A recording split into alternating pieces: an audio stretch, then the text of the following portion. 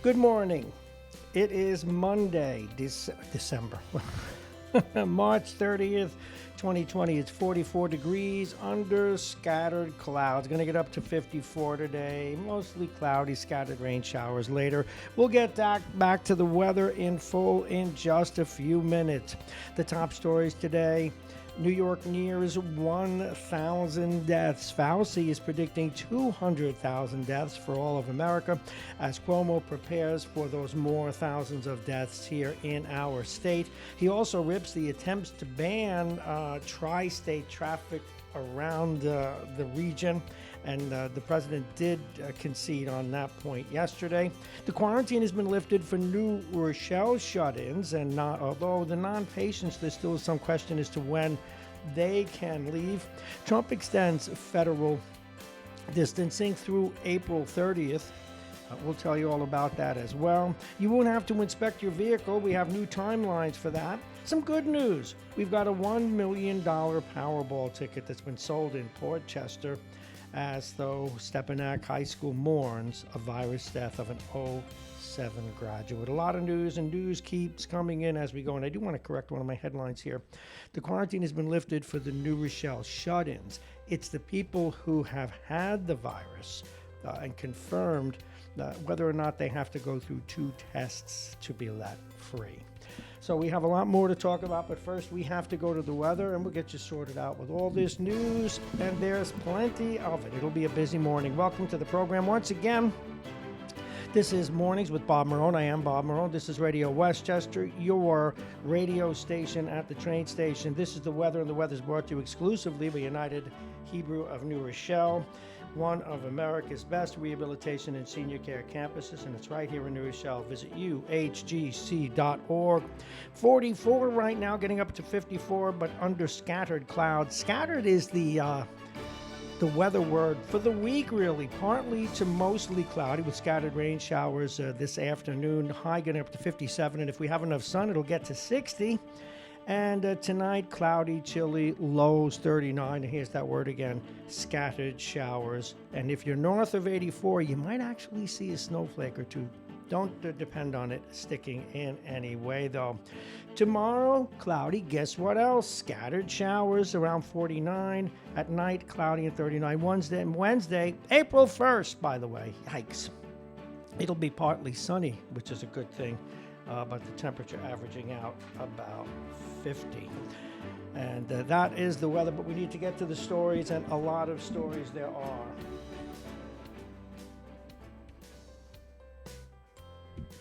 Welcome to the program once again. I'm Bob Marrone. We are Radio Westchester. You can listen to us. We keep adding outlets every day.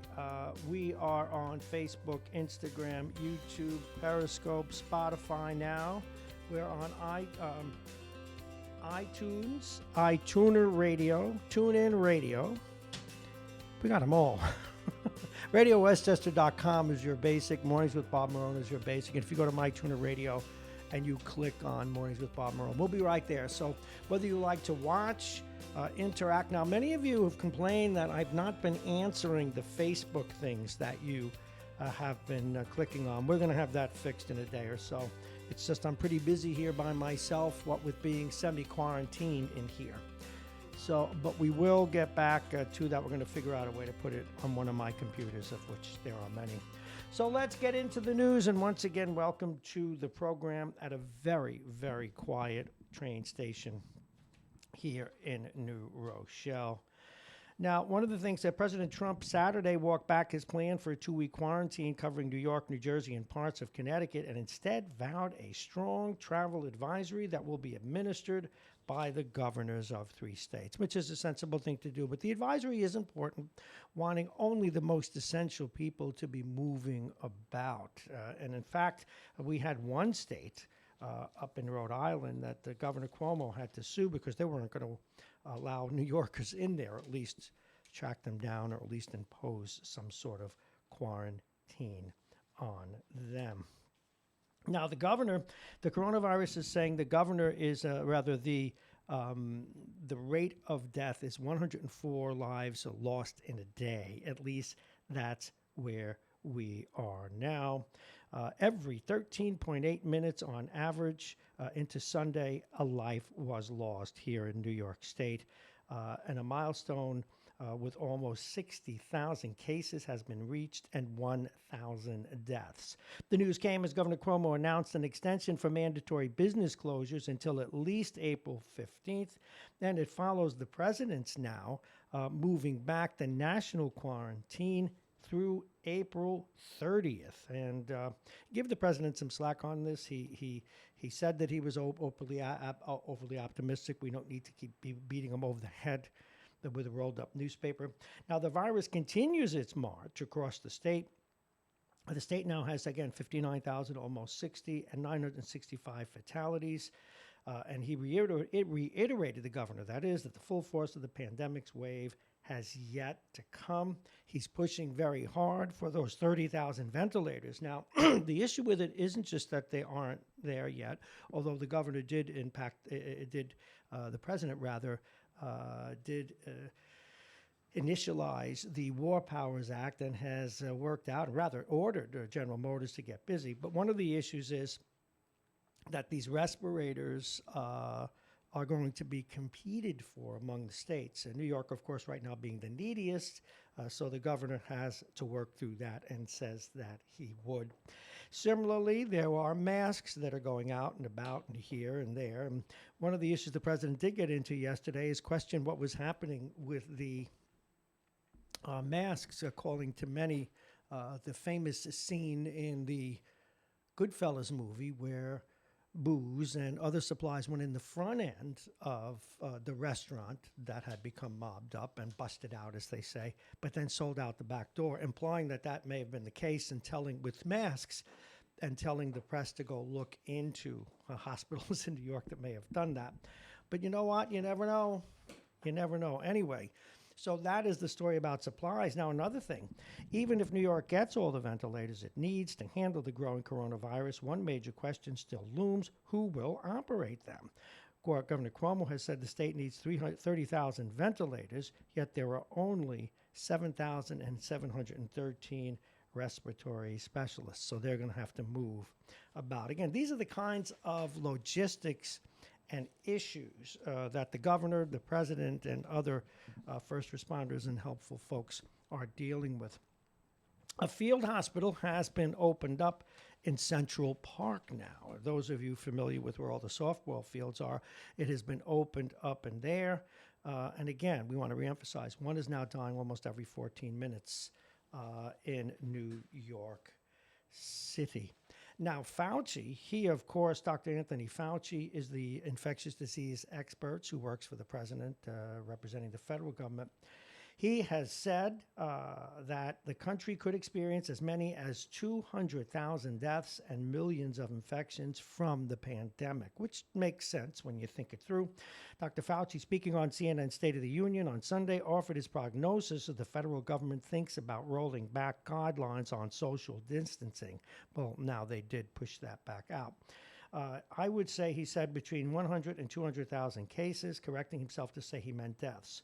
We're going to have millions of cases. After making his predictions, he went on to say that I don't want to be held to that because the pandemic is such a moving target. And again, the president really was looking towards a reopening of the government, or at least the business, by Easter. That's probably not likely. But again, as Fauci suggested, it is a moving target nonetheless. Now, the MTA, their 24-hour hotline for workers with coronavirus is constantly crashing because it's flooded with calls, and they're plagued by employee sick-outs. Now, one of the good things, if you can call it that, is that there ought not to be too many service interruptions because of now the weekend schedules that MTA, the subways, and other commuter organizations are applying.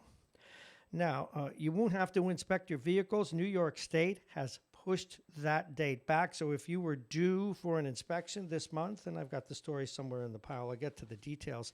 Oh, here it is. I found it. I know you're ready. Oh, where is it, Bob? You're doing the news. I got it right here. For those of you just joining us, it is 6:41. We're going over the depths of the news right now. Of course, covering for the most part, for now, the coronavirus. We'll get to other stories as we move on.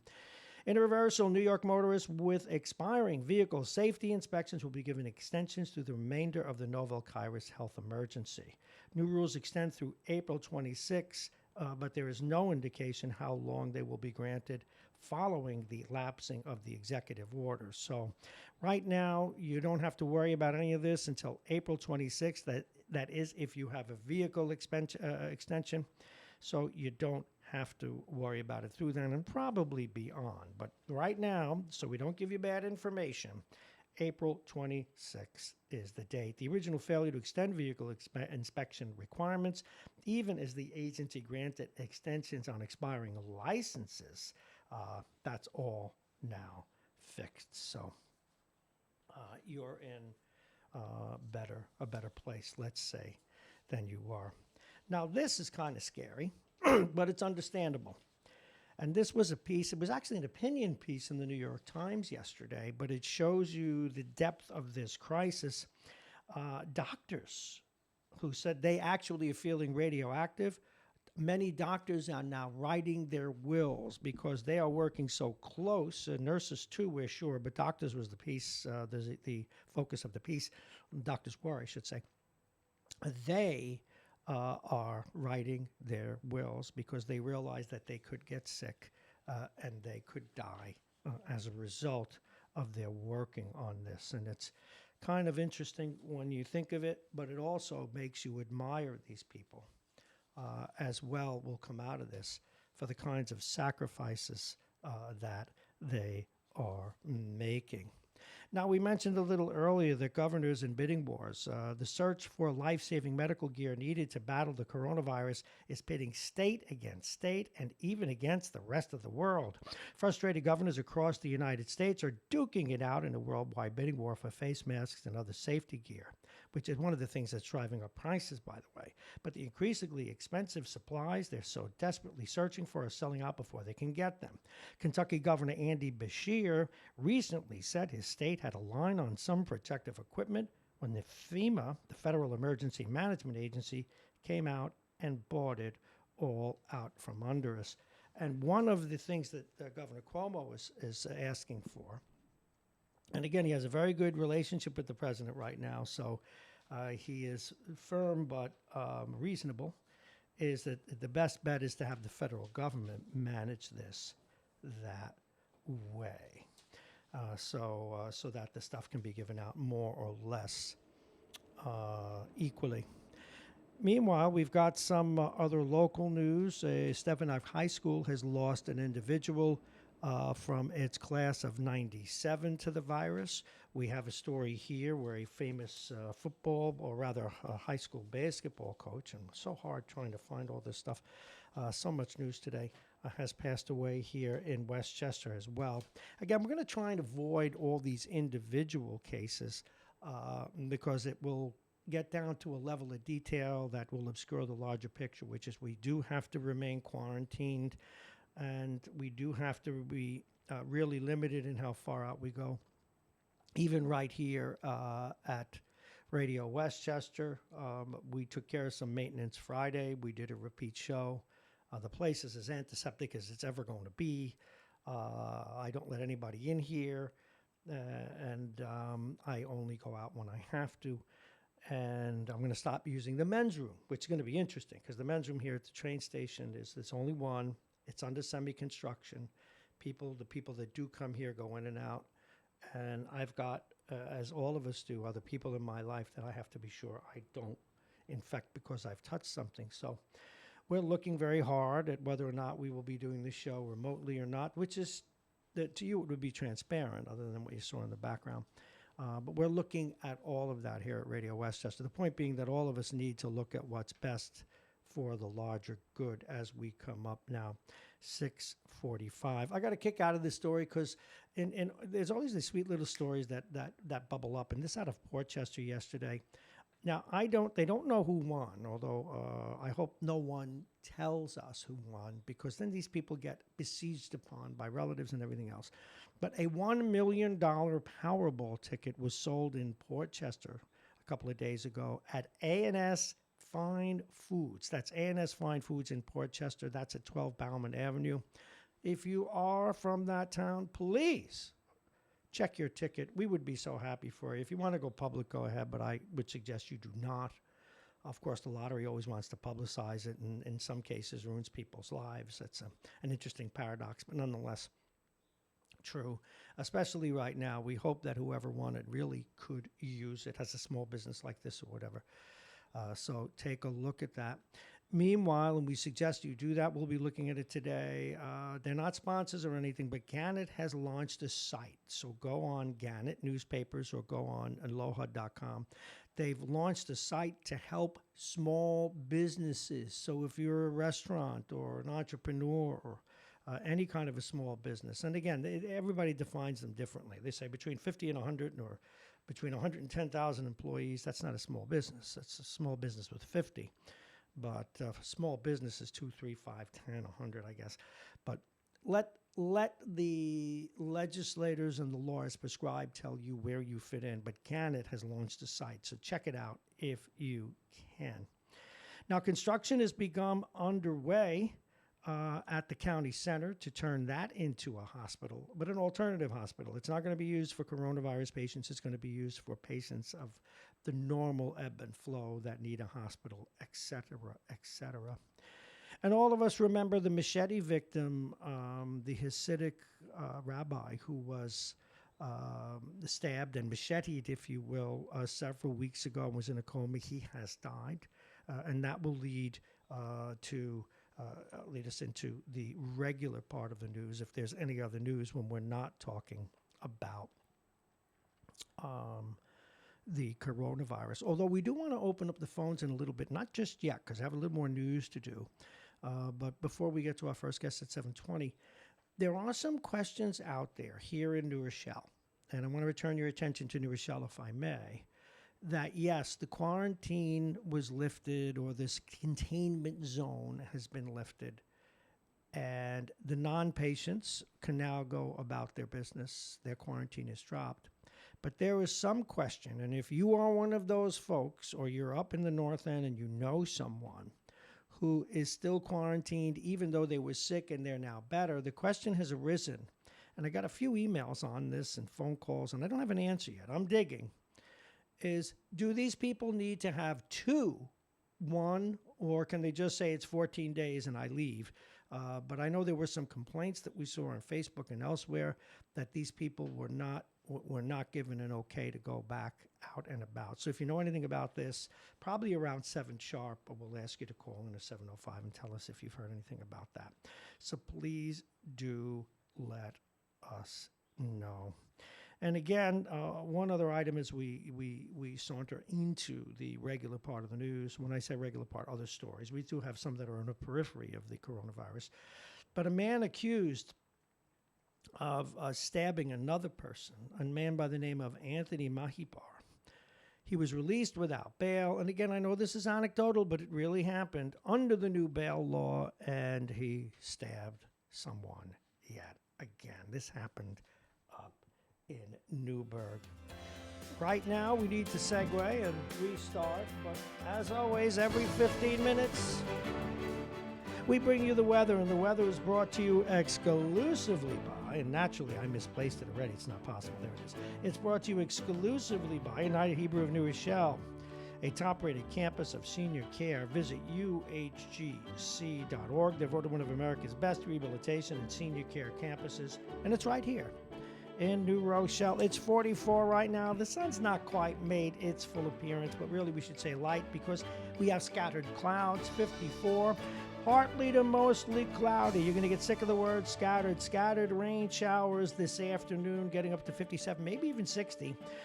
Tonight, cloudy, chilly, more scattered showers, a low of 39. And if you're north of 287, you might see a snowflake or two. Tuesday, cloudy, scattered showers again, 49, off and on. It's not going to be any kind of a big wet day, but you'll have showers off and on. And on into Wednesday, more of the same, but no scattered showers. Partly sunny, nice day. April 1st, and that's not an April 1st joke. We will have temperatures around 50 degrees. And this bottom of the hour is brought to you by United Hebrew of New Rochelle, Aging Issues Management, the law firm of Payne & Kahn, Dominic's Fine Cigars, and Plug-in Virtual Reality.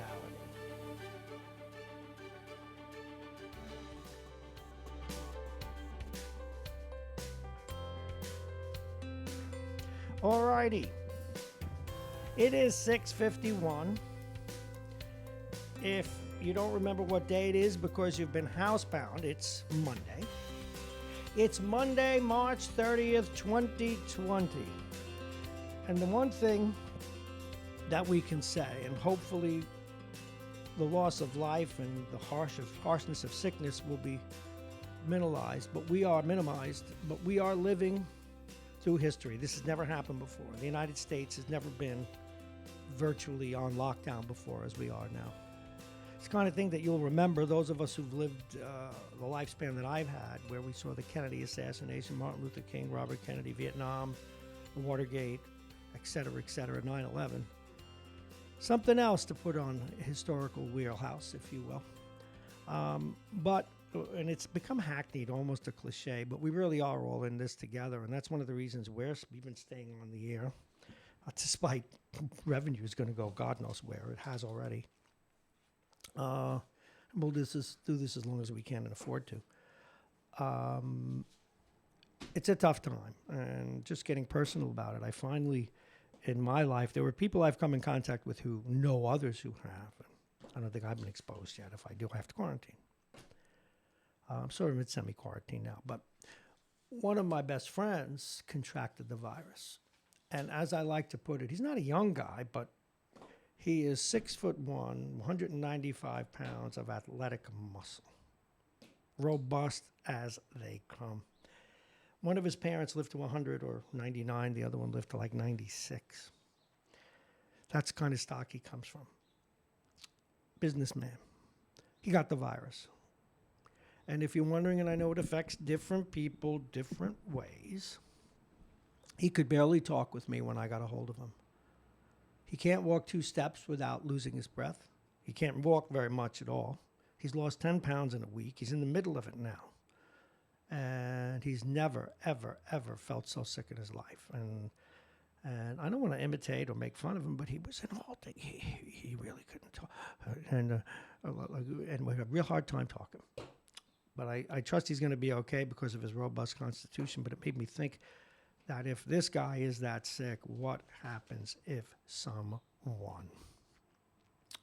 who was older or who has pre-existing conditions, particularly something like COPD or asthma or cancer or whatever, it could devastate them. So just a thought. It's touching all of us. It'll touch more of us. There are some listening to my voice or watching this, or perhaps myself, one of us in this community here, and we notice our listenership is way up because a lot of people are on Facebook every day, YouTube and Instagram, where we live. So hang in there. And if you need anything, we have some phone numbers we're going to give out. One of the things the president said, and he took a hit on, but he's absolutely right about it. I don't know why he took a hit on this. There are things he does that he deserves to be called out on, but not this. He's worried about suicides, and well, we should be. For those of you who are very confident through a period like this, there are probably 2 or 3 that are not. There are some people that don't understand what a virus even is, and to them it's like the boogeyman, and in a way it kind of is. And there are people, and I have been there in my life earlier, who have free-floating anxiety, and any kind of a threat that is unclear will put people in a state of even more anxiety, and that anxiety very likely can lead to depression. And if they're isolated, it's very hard to get out of one's head. That's a term that a psychiatrist or psychologist would use, and they begin to ruminate, and they become more afraid. Now, I'm not making this up. I'm telling you that those of you that feel that way, I would say you got to take it a day at a time. you've got, there are phone numbers. I'm going to give them out in a minute. There's one here in the county, 849-863-9314. In fact, 849-863-9314. If you're feeling very isolated and depressed, but if you're getting this free-floating anxiety and this fear of what's going on is getting greater, someone who suffers that way a little bit called me yesterday and said, oh my God, are we all going to die? I'm getting paranoid. And that for you may say, gee, that's ridiculous. It's for a lot of people, it is not. They're worried they're going to get this thing. And the odd thing is, and people in sports know this, if you play particularly a contact sport, that the more afraid you are, the worse it's going to be. If you are worried you can't enjoy the game, you almost never get hurt anyway. And then finally you realize it's the way it is. But people, it's almost like getting behind a power curve, you know. You're feeling scared here, and then you get confident, and then sometimes overconfident. But they get behind that curve, and I'm talking about this a little bit because it's happening to a lot of people. We had a suicide attempt here the other day in New Rochelle. Somebody talked the guy off. So people who tend to be anxious are going to be more anxious. People who tend to be hypochondriacs, which is a part and parcel to anxiety, are going to go, in some cases, off the Richter scale. And people who suffer from depression, who have any of those dynamics and who now are housebound, as with my hockey analogy or sports analogy, it's funny, the more you withdraw, the less safe you feel sometimes because you're reacting to the fear and you're feeding it. And the best thing to do if you're doing all you could do is just take it a day at a time and hang in there. If you need to talk, we need to call the radio. Call the radio show, for God's sakes. Email me and ask for a phone call if you just want somebody to talk for bob@radiowestchester.com, because I have been there. So once again, here are these phone numbers. Now Optum, we had them on the other day. Optum Medical, which is, I know it's an insurance company, but they've done something. Yes, do they want goodwill from it? Sure. But they have a whole rack of board-certified, licensed practitioners, psychologists, whatever, shrinks, social workers to help you. And here is their number. 866-342-6892. 866-342-6892. Stay in touch with someone. Don't become terribly isolated. And let's see where we have to go. Boy, these are hard decisions for Americans. Another thing that's I almost neglected to say, and the president mentioned this and others, there are people who are wondering, it's the end of the month. There are people who don't know how they're going to pay this month's mortgage because they weren't paid for this month or next month. We're right on the cusp. It's the end of the month. They have electric bills due. They have, if they're in a business or not, they've got electric bills, rent, employees, taxes, different things like that. Each month end is going to get hairy for people until some of this money starts to arrive and people apply for it. And so add this to what I already said, and let's try and be aware of it. You got some relatives need help, try and help them. If you're going to help them, though, economically, make sure they fill out the paperwork to get their loans or whatever it is, or they got those checks coming in. We'll have more about that as we go on. We've got some sports to do today, yes. But one part I'm going to share with you, it's two-sided, and then we'll get to some of the other sports later, is Dolan, the owner of the Madison Square Garden organization, Knicks, Rangers, etc. He finally did say he would pay his event staff, which is nice, but funny, no good deed goes unpunished. He was just diagnosed and tested positive for the coronavirus. We'll have more sports as we come up. Now, I have mentioned we have some news, and we're going to get to that other news. I'm going to start with Venezuela. Can you imagine? We knew that the president who passed away a few years ago there was a crazy communist, but this is even worse. Their president, now it's their president, Nicolas Maduro. He is the head of a cartel. The United States has all kinds of indictments against him. Now, I don't know how we fix this, whether we can't arrest them, do we evade them? But it's worse than we thought. The U.S. Justice Department last week indicted Maduro and 4 of his lieutenants on drug trafficking, money laundering, and corruption charges. It also charged 2 leaders of the Colombian revolutionary group, FARC for colluding with Maduro. No U.S. invasion is in the cards, says a piece in the New York Post, but Venezuela's neighbors may wind up having to intervene in self-defense. Now, why we should never take our eyes off the ball when it comes to policing and protection. Now, this reminds me of a story many, many years ago where a woman was raped by a guy. True story, had her arms cut off. He spent time in jail. And, he cut off her arms. And then after he got out of jail, he raped her again and then killed her. Well, here's one.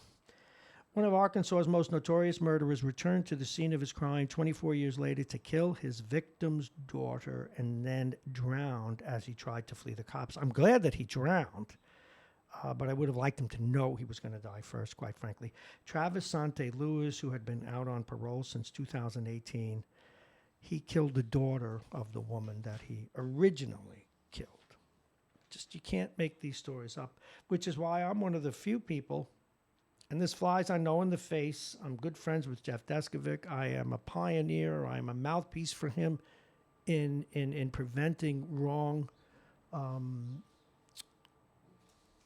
convictions and getting people exculpatory and exoneration and compensation for that. However, when we are sure that someone killed someone, I'm a believer in the death penalty.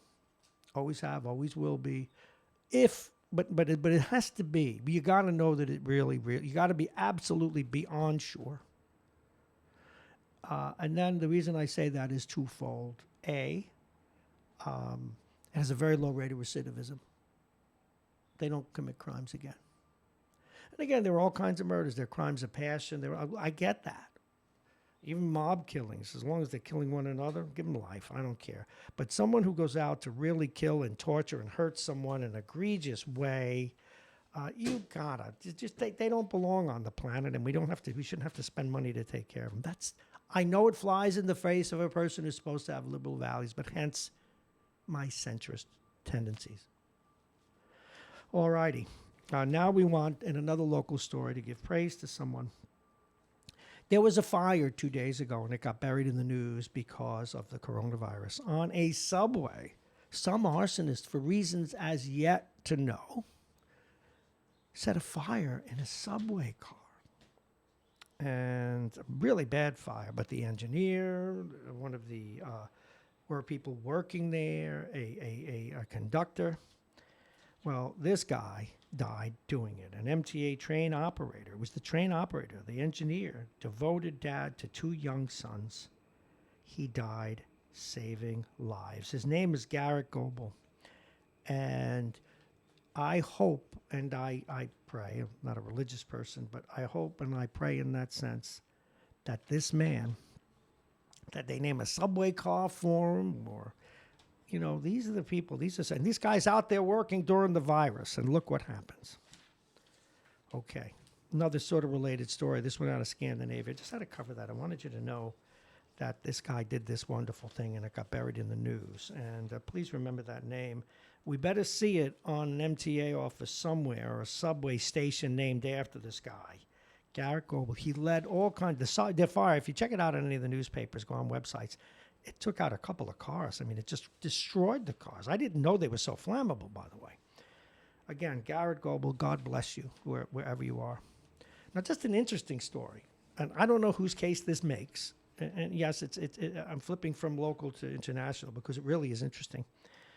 And again, if you know anything, and I'm going to open the phones now, if you know anything about the people in the North End who tested positive, how many tests of negativity they have to succeed with before they're out, or if they're already out and that changed, let me know. You can call us on 914, of course, 999-4006, 999-4006, if you know anyone, but I'll continue otherwise.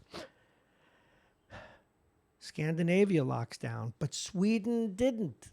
This is one major country that's managing this differently. Say what you will, and this out of the New York Times yesterday. When the coronavirus swept into Scandinavian countries, Norway and Denmark scrambled to place extensive restrictions on their borders to stem the outbreak. Sweden, their neighbor, took a decidedly different path.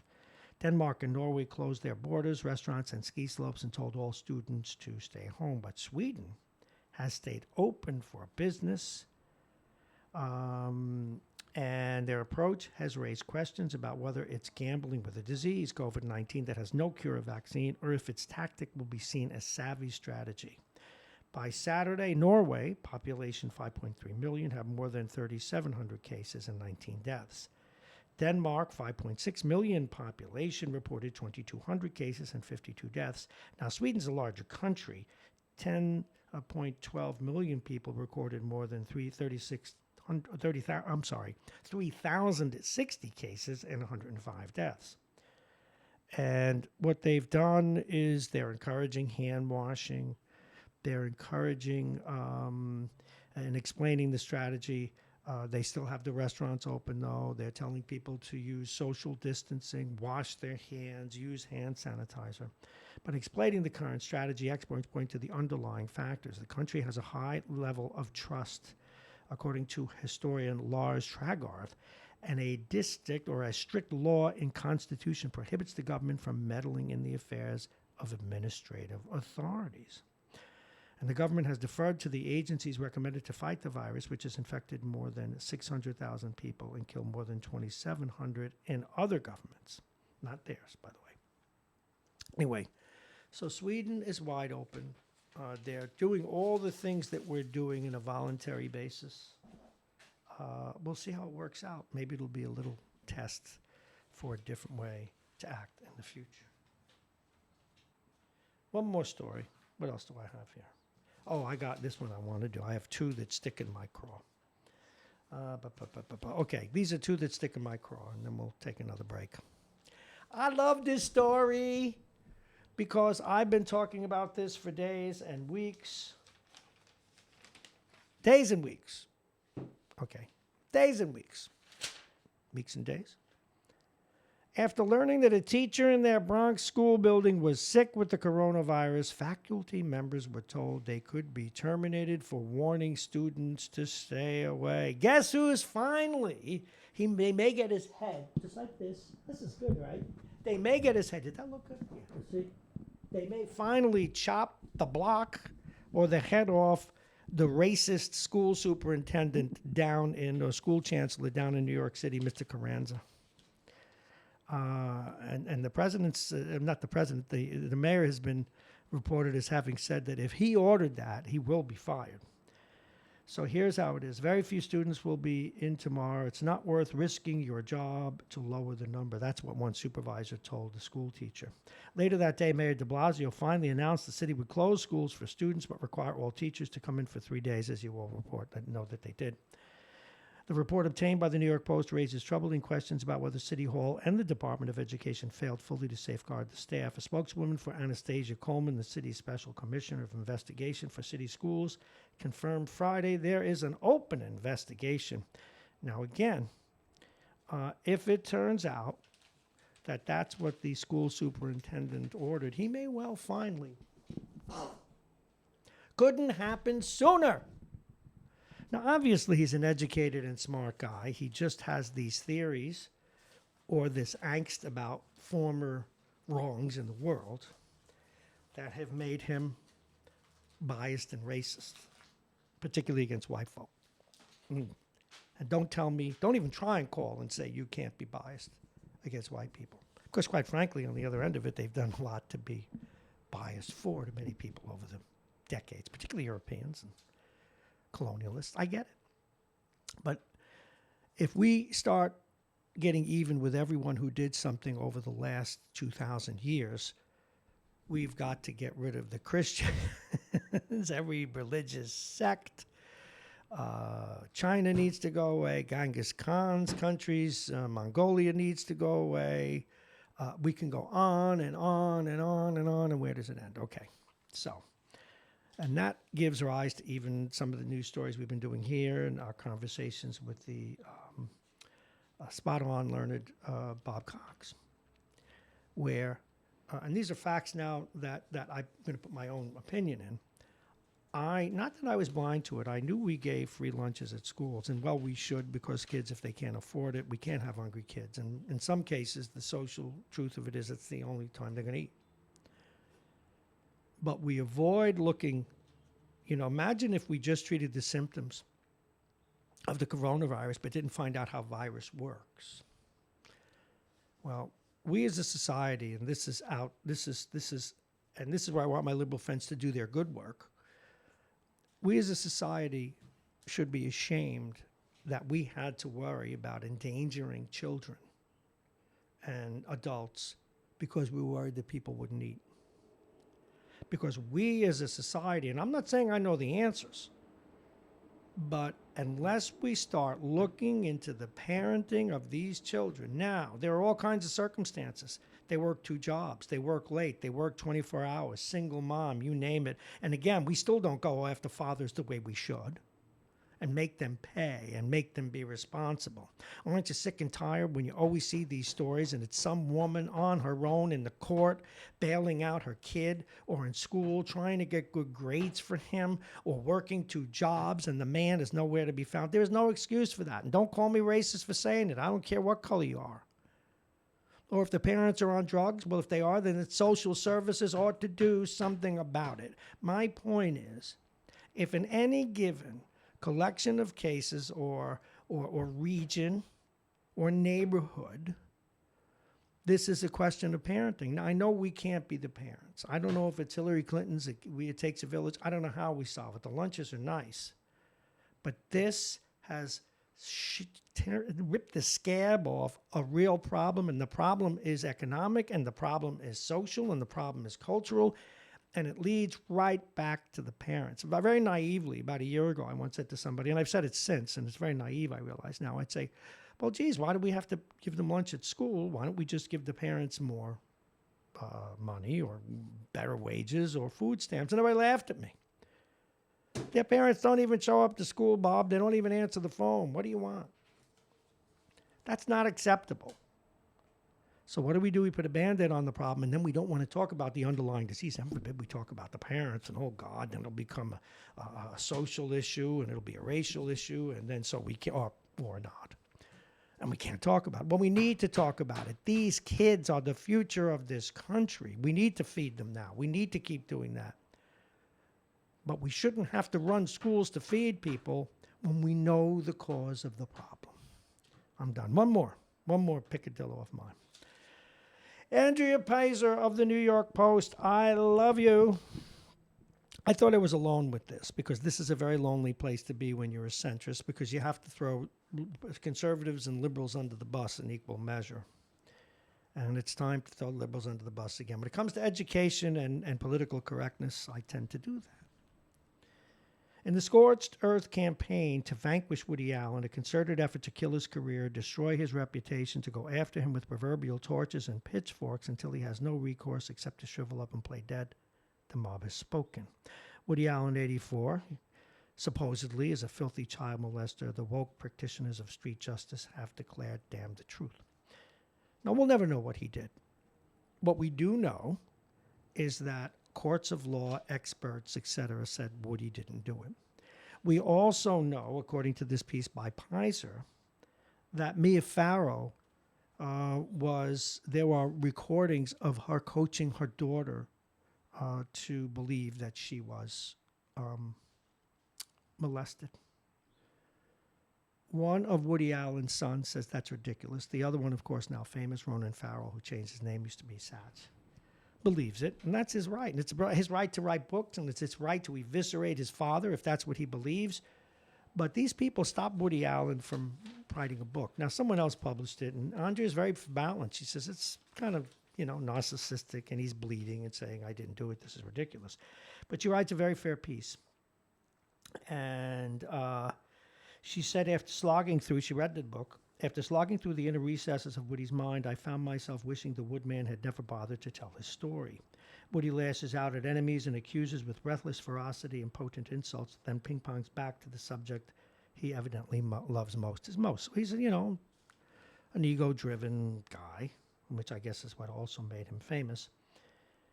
And she even goes on to say, ultimately, the book reinforces everything there is to hate about the insufferable, boastful guy who created Annie Hall and Hannah and her sisters. And she said, it's doubtful that many or any people who participated in Woody's professional decapitation witnessed the 1993 New York City trial in which he fought for sole custody.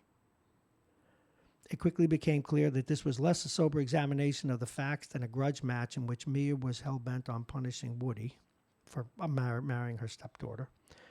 Amid the disturbing revelations I learned at the time was that Mia, in the summer of '92, videotaped the then 7-year-old Dylan, who was at times naked during the videotaping.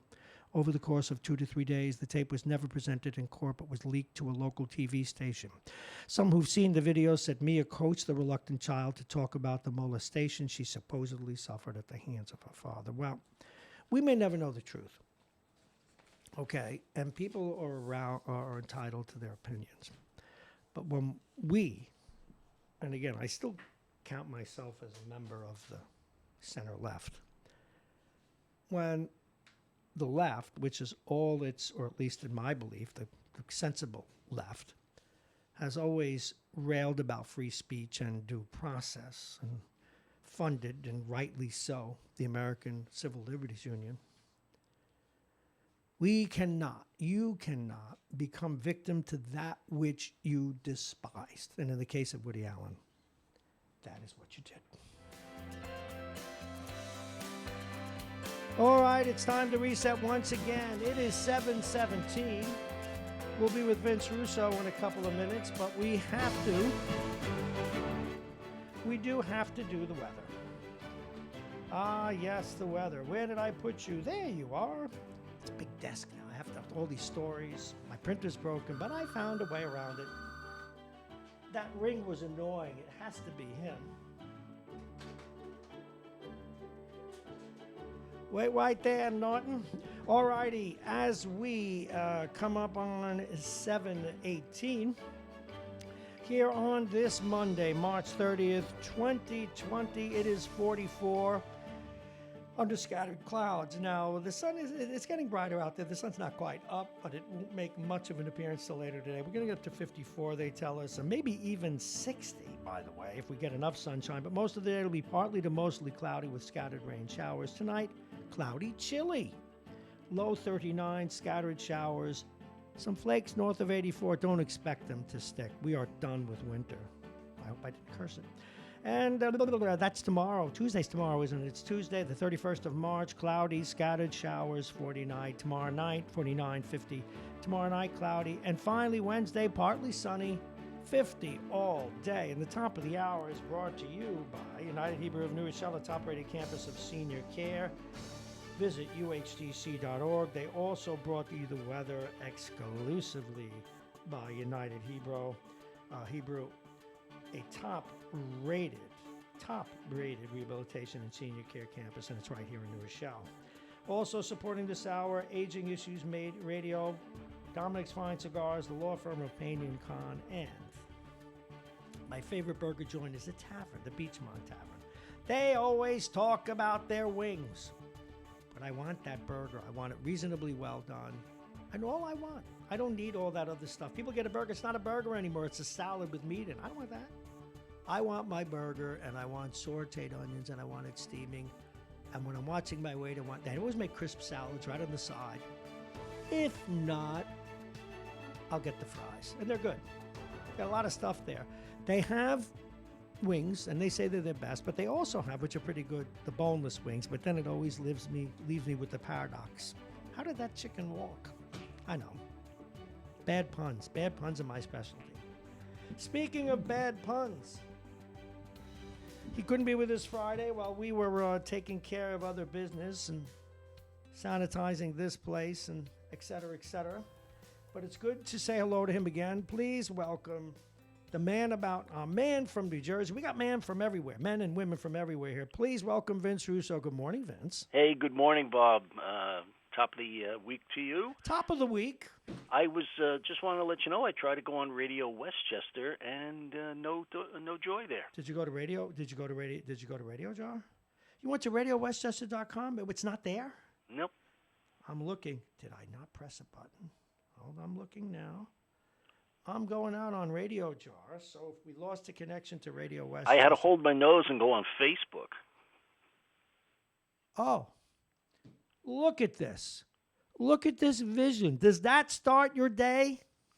It's always good to see your happy, smiling face. We're almost on too many outlets. Yeah, I'll find out what went wrong. We got so many things we got to do, and maybe even, I'm like on a time clock here. I don't know how much longer I'll be here with everything going on.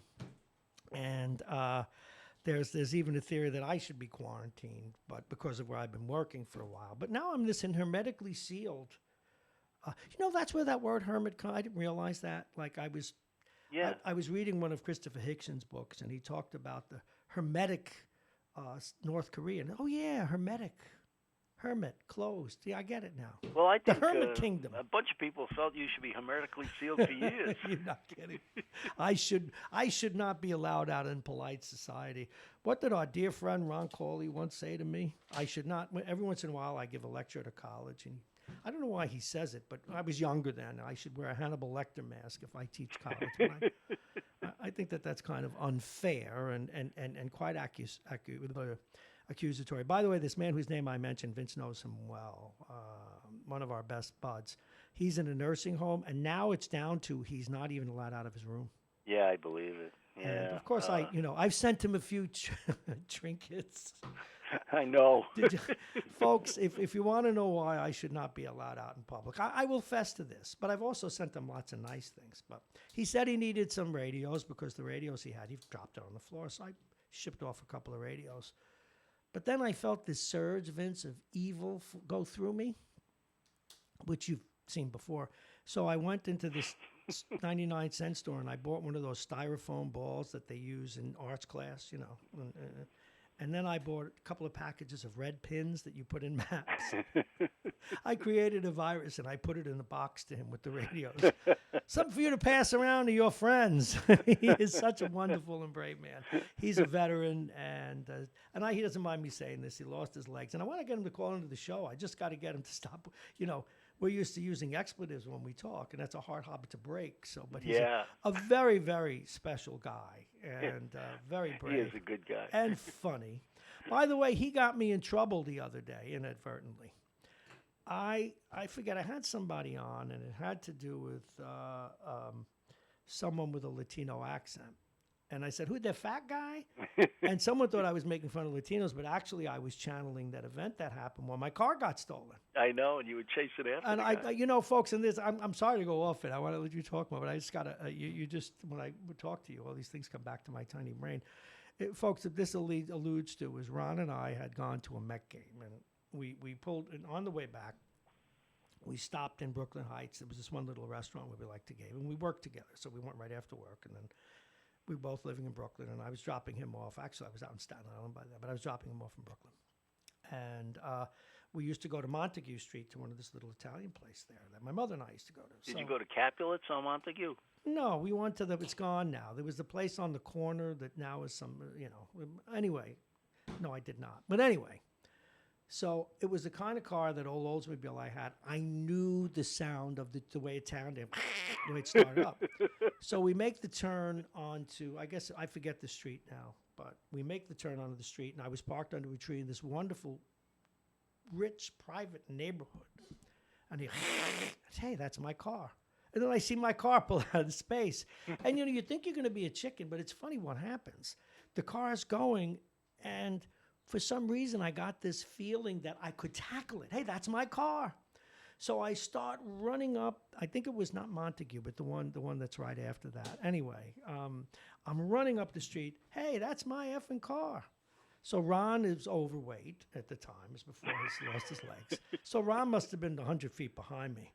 And I don't know what I was thinking. So I'm running, and then this guy, wonderful guy, pulls up. And he was a guy with an accent, a Latino guy.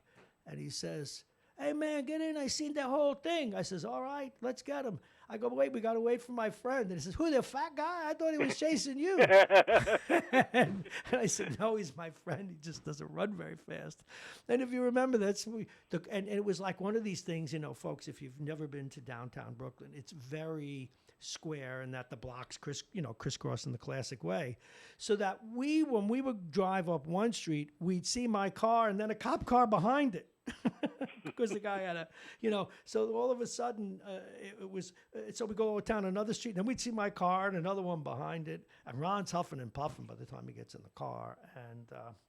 But this is just a wonderful human being with a crazy sense of humor. I told you what he did, and the day they God bless him, took his second leg. Yeah. He calls me up and he says, "I have good news for you. You're finally taller than I am." This, folks, is a mensch and a veteran and just a wonderful, wonderful human being. And I talk to him almost every day. He's in lockdown, and I call it Stalag 17. Anyway, so what's on your mind this morning, Vince? Well, I'm finally getting to use my Kindle quite a bit now that I'm locked in here. And, it's really good because, I have bunches of books on my shelf that I want to read. I said, you know what, let me break out the old Kindle. And I mean old. I have a first-generation Kindle, first one that ever came out. And you had the one that the Collier brothers used. Exactly. Remember that? Your mother used to say, "You make this place look like the Collier brothers." Your mother or mine? Mine said a lot of things. I think both of us. Yeah, I remember my mother had a great vocabulary and would always use the words to insult me. I did not hear the word reprobate until she called me one. And then when I looked it up, I said, "Oh my God, thanks, Mom." And I gained weight in the 70s. She pats my belly. "You're looking corpulent today." Anyway, yeah. So you're reading your they have much easier Kindles now, Vin, and you can even put it on your phone. Oh, the phone. The phone is too little. You've never been online at a bank where you needed to just stand there and you could read your favorite books? I know you could do that, but the phone I find is too small to do anything. Given your eyesight, you're lucky you could find it. It's interesting. I just finished reading, and I think you might have given me this book. We're not even going to talk about my library of audiobooks. No. No, but you use that as your own personal library. Well, of course. Why should I buy them if you bought them? Go ahead. But did you give me the book about the Kodak land patent wars? Yes. Well, I find because I've been so busy, I Mm. hardly get time to read anymore. But I sat down the last few days and I read that book. It was like 500 pages. Mm-hmm. And only geeks like us would find that fascinating. It was a tremendous story. Edwin Land was an amazing guy. See, I always thought the land camera was because it took pictures of the land, but that was the guy's real name. That was his real name. And, people, I don't think, realize this and may be surprised that the instant photography camera that Land put out, the very first one, came out in 1947. Oh, it is that where it was? It was really early on. And anyhow, the book, goes through the whole thing about patent infringement that Kodak was accused of when they came out with their instant camera, and it goes through the whole litigation and all that. To me, it's all fascinating. I think most people would read it and not find it as fascinating as we do. The interesting parts of it was the time frames involved. The discovery period, which is when the lawyers exchange information and depositions. Just discovery took 5 years. Then the trial took place, and that took almost a year. And then the judge, because it was not before a jury, it was a trial by judge, she took 3 years to render a decision. Oh, my. And then, of course, Kodak appealed it when they lost, and that took more time. And then once the trial phase of it was over and they established that Kodak did infringe on their patents, by the time they were awarded damages, it was 13 years after the suit started. So that was a whole long-winded explanation of. So I read that book, big 500-page book, and I'm sitting there in my recliner and I'm reading. So I finished that and I said, well, gee, let me look at the Kindle and read some stuff off the Kindle. And I got the complete works of Shakespeare. I figured I'll start reading the plays I've never read, and I realized what a difference just sitting there with this little plastic device instead of this 10-pound book that you have to keep turning the pages, and You know, I know, but I still love a book. I have a Kindle, but I have one that is post 1918. And but plus yours isn't backlit. And it has so you can read at night, you don't disturb anyone, and you could you can make it nice, and it's really, I love Kindles. Yeah, but I still have, as you know, 88 billion books, and Yeah. Well, I still have bunches of books on my bookshelf, although I pared it down. And there's a number of them that I want to get to, and it's nice to be able to just sit there and read for several hours. well, yeah, it is. I quite don't have, I do, but it's always news stuff now. But I grabbed a book off the shelf the other day that I just, you remember the movie A Perfect Storm? Well, Yeah. I had read separately that the book that it was based on was actually a very factual, not dramatic piece of work about how those storms operate and how those waves work. And for example, a wave on top of the boat, if the length of the wave is if it hits you straight on, it has to be the length of the boat, or it has to be the width of the boat, and the different speeds. And I got into all this nerdy stuff. You would have loved it. You'd have just read it all day. It's really, if you get a chance to read The Perfect Storm, it's an analytical piece of work. And it even talks about all the things that the safety guys did, the guys who had to ditch the helicopter. Yeah. What their roles were and how they got found and what particular speed they were at. I mean, just all the little intricacies of what it's like to captain those boats, the things you have to look at. It's just very extraordinary stuff. And even how the weather works. That was my inner nerd coming out. Well, people are doing stuff now that they didn't do before because they have the time and they're sequestered. You have to stay in, or you should stay in, although a lot of people are not following those guidelines. And, you have to do it. It kind of brings you back to do stuff that maybe you did in the past but don't do anymore, or, never really got around to doing, like spending time with your family, doing stuff with your kids, and reading, and absolutely, hobbies and things like that. And I think people need to do that kind of stuff. Absolutely. To keep themselves active and not dwell on, the disasters. I was speaking with my cousin who lives in Florida, and he was saying that, he's he's in his mid-70s, and he's in a community down there, where they have these activities all the time. Every day there's something going on. Mm-hmm.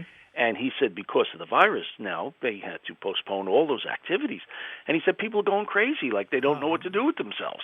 Well, some people know, but it depends on how many interests you have. I as you know, I don't have, now in this instance, I will suspend my contempt.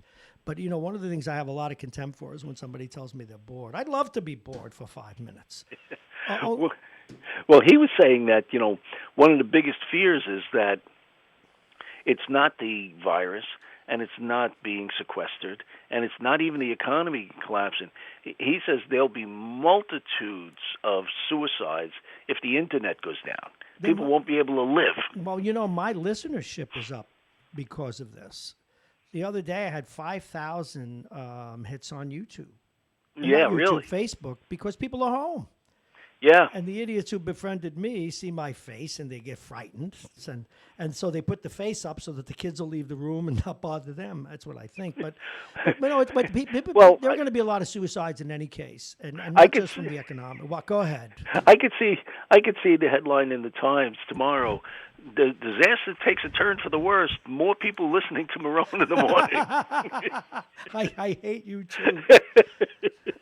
There's just, you're worse than Anthony. I know who's worse, you or Anthony, or when you're at each other's throats, really. He calls me a curmudgeon.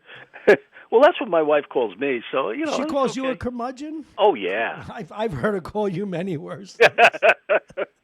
I've always wondered why you were an earther trucker. I never knew what that meant because when my hearing went, but some sort of...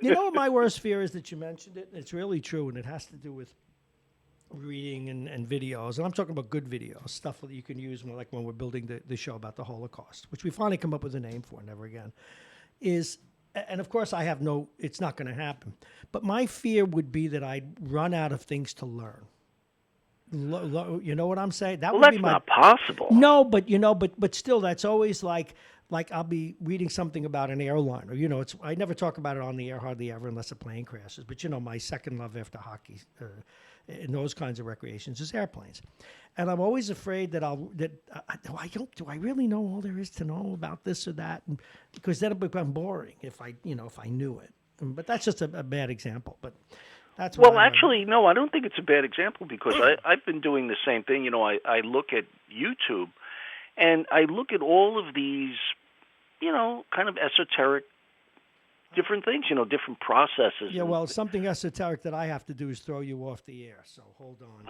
I Well, just sent a text to my next guest, and he's calling on the other line, the one that never works. All right, later, brother. Thank you. all right. All right. I went too late talking with my old buddy. My next guest. Now, I may still have this problem. He is, of course, the county executive, George Latimer. County exec, I will call you if this line hurts me again. Okay. There we go. I'll call you on the line. Sorry about that. Why am I blessed with this musical talent?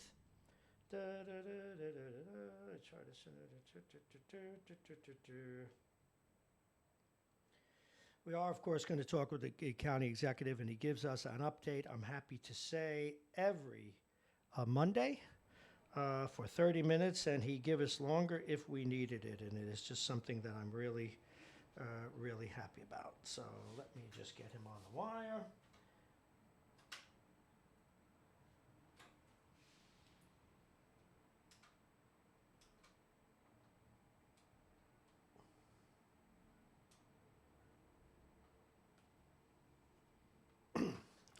This is technology in the real life technology. This is coming to you live, not on film, for those of you that are Honeymooner fans. Oh, God. Okay, he may be trying to call me. No, I know what I did. I accidentally called him on his other line.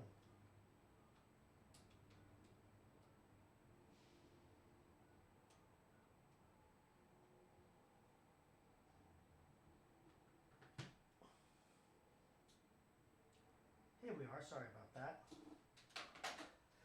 All righty. As we've been saying all morning, folks, I am a total one-man show in my sequestered, very sanitized, sealed studio here at the train station. And he's with us every Monday. And as I said, he's the kind of guy that if I said, I really need you longer to cover something, if he could, he would do it. He is the county executive, and I can say this honestly. Even I talk to politicians and elected officials every day, Republican and Democrat, and they all have given him a high praise for his work, and even knowing enough when it's necessary to defer to the governor and others and those working for him.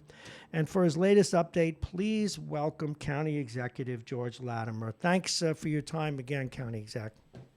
Good morning, Bob. How are you doing this day? Pretty good. You're getting pretty good marks. Don't you wish you were running tomorrow? But I know that's the least of your concern. In fact, I wish it wasn't for this.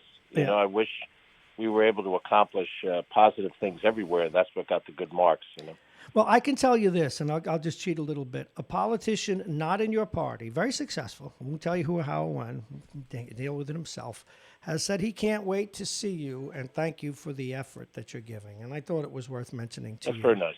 Yeah, it is, actually. Well, I appreciate it. Everybody's doing something of value, and I'll tell you, when you look at the health department nurses on the firing lines, when you look at the EMS people that are responding to somebody at a house not knowing necessarily if they're going to catch COVID or not, those are the heroes. Those are, you have a war. The veterans are out there taking the bullets. Yep. This war, it's the healthcare workers, the EMS folk. They're the ones that are taking the bullets for us. Well, County Exec, I did a story this morning. Doctors are preparing wills if they don't have them. Yep. Out of the New York Times. It's hard to imagine that what you do every day risks your life. I mean, police officers, firefighters, certainly those who are in the military, they understand every day their life could come to an end on the job. Most of the rest of us don't think in those terms. Nope. If it happens, it's, like a 1 in a zillion chance. But right now, with this virus going the way it's going and it's spreading fast, let me give you one statistic from yesterday. You remember how New Rochelle was seen as the center of the contagion. Sure That do. in the first week or so, there was over 100 cases in New Rochelle, and no other community had double digits. Well, New Rochelle now has 330 cases. New Rochelle's 330 plus White Plains 142 cases together are less than the 482 cases in Yonkers. So what it tells you is that New Rochelle was first. It was not the worst. And now what we're following is that the larger the population, the more the cases. Oh, Mount sure. Vernon has 212 cases as of yesterday. These numbers are going to jump again today, and it's everywhere. And the only thing that I general comment to make is certainly the lower the population, the less percentage you get. So you have 3 in Pound Ridge and 3 in Buchanan and 4 in North Salem, low population, fairly spread out communities. But if what we're seeing here is that it may have started in New Rochelle, it was only because we tracked it in New Rochelle first. So what aren't we tracking in Tennessee? What aren't we tracking in Arkansas and in Kansas right now? When you hear a state say, well, we have 50 cases in the state. Oh, yeah? Are you sure? In Nashville, in Memphis, in Knoxville, in Chattanooga? Are you sure you got 50 cases in the whole state or even 100 cases in the whole state and you're not testing the way Westchester is testing? And why is that important? Well, it's not important for statistics. We're not running the NBA standings here. The problem is we have an idea of how many beds we're going to need as this surge starts to grow. They may not if they only think they have 50 cases. Wow, that's so true. And one of the issues that we've read about is that we do not have enough test kits to test everyone, because only then can we find out when we've reached the so-called 60% for herd immunity, how many cases we really have with respect to the larger population and so forth. Now, we saw some numbers today, some of them frightening, where New York now is up to 1,000 deaths, or just short of 1,000 deaths, New York State. And there's someone in the city now dying every 15 minutes or 14 minutes in New York City. It is, it's also tragic now because there's a human face to these deaths. When you look at statistics, even when you understand what they mean, they're frightening. We saw 2 weekends ago, Italy had 1,000 deaths in a weekend. Italy is 3 times the population of the state of New York. So if we had a weekend where we had 300 deaths, I think thereabouts is what we had over the weekend, we're pacing what Italy did, by proportion of population. But now I know Peter Plotty, who was active in the Mount Vernon Kiwanis Club, who died. He was, as a week ago today, when we last did this interview, Peter Plotty was home. Wasn't feeling so great. A week later, we're doing the interview. Peter Plotty is dead. Ted O'Brien, who I served with in the New York State Senate, we came in as freshmen in 2012. He is hanging on to life in an ICU in Rochester. He's 4 years younger than I am. He's not overweight as I am. I don't know how he contracted it or why it got so virulent, but he is clinging to life in a hospital room in Rochester, New York. So these are statistics. And, when somebody says, well, we'll get the economy going as soon as we can, hold on. This is about making sure that the next Peter Plotty doesn't die and the next Ted O'Brien has a ventilator to try to keep him alive. That's what this is about. We have a big economic mess to clean out of. There's no question about it. There are people unemployed. There are people who've lost their businesses or are on the thread of losing their business. Tell me. And that's what the federal government is for. They're going to have to come in an emergency situation. If you give a loan to a business, they'll have to pay it back, but over time and with no interest, so that they can get themselves stabilized. For the individual, you give them some enhanced unemployment payments, whether it's technically, there or not. And when he goes back to work and when the business starts to thrive again, they'll pay taxes and we'll replenish the treasury.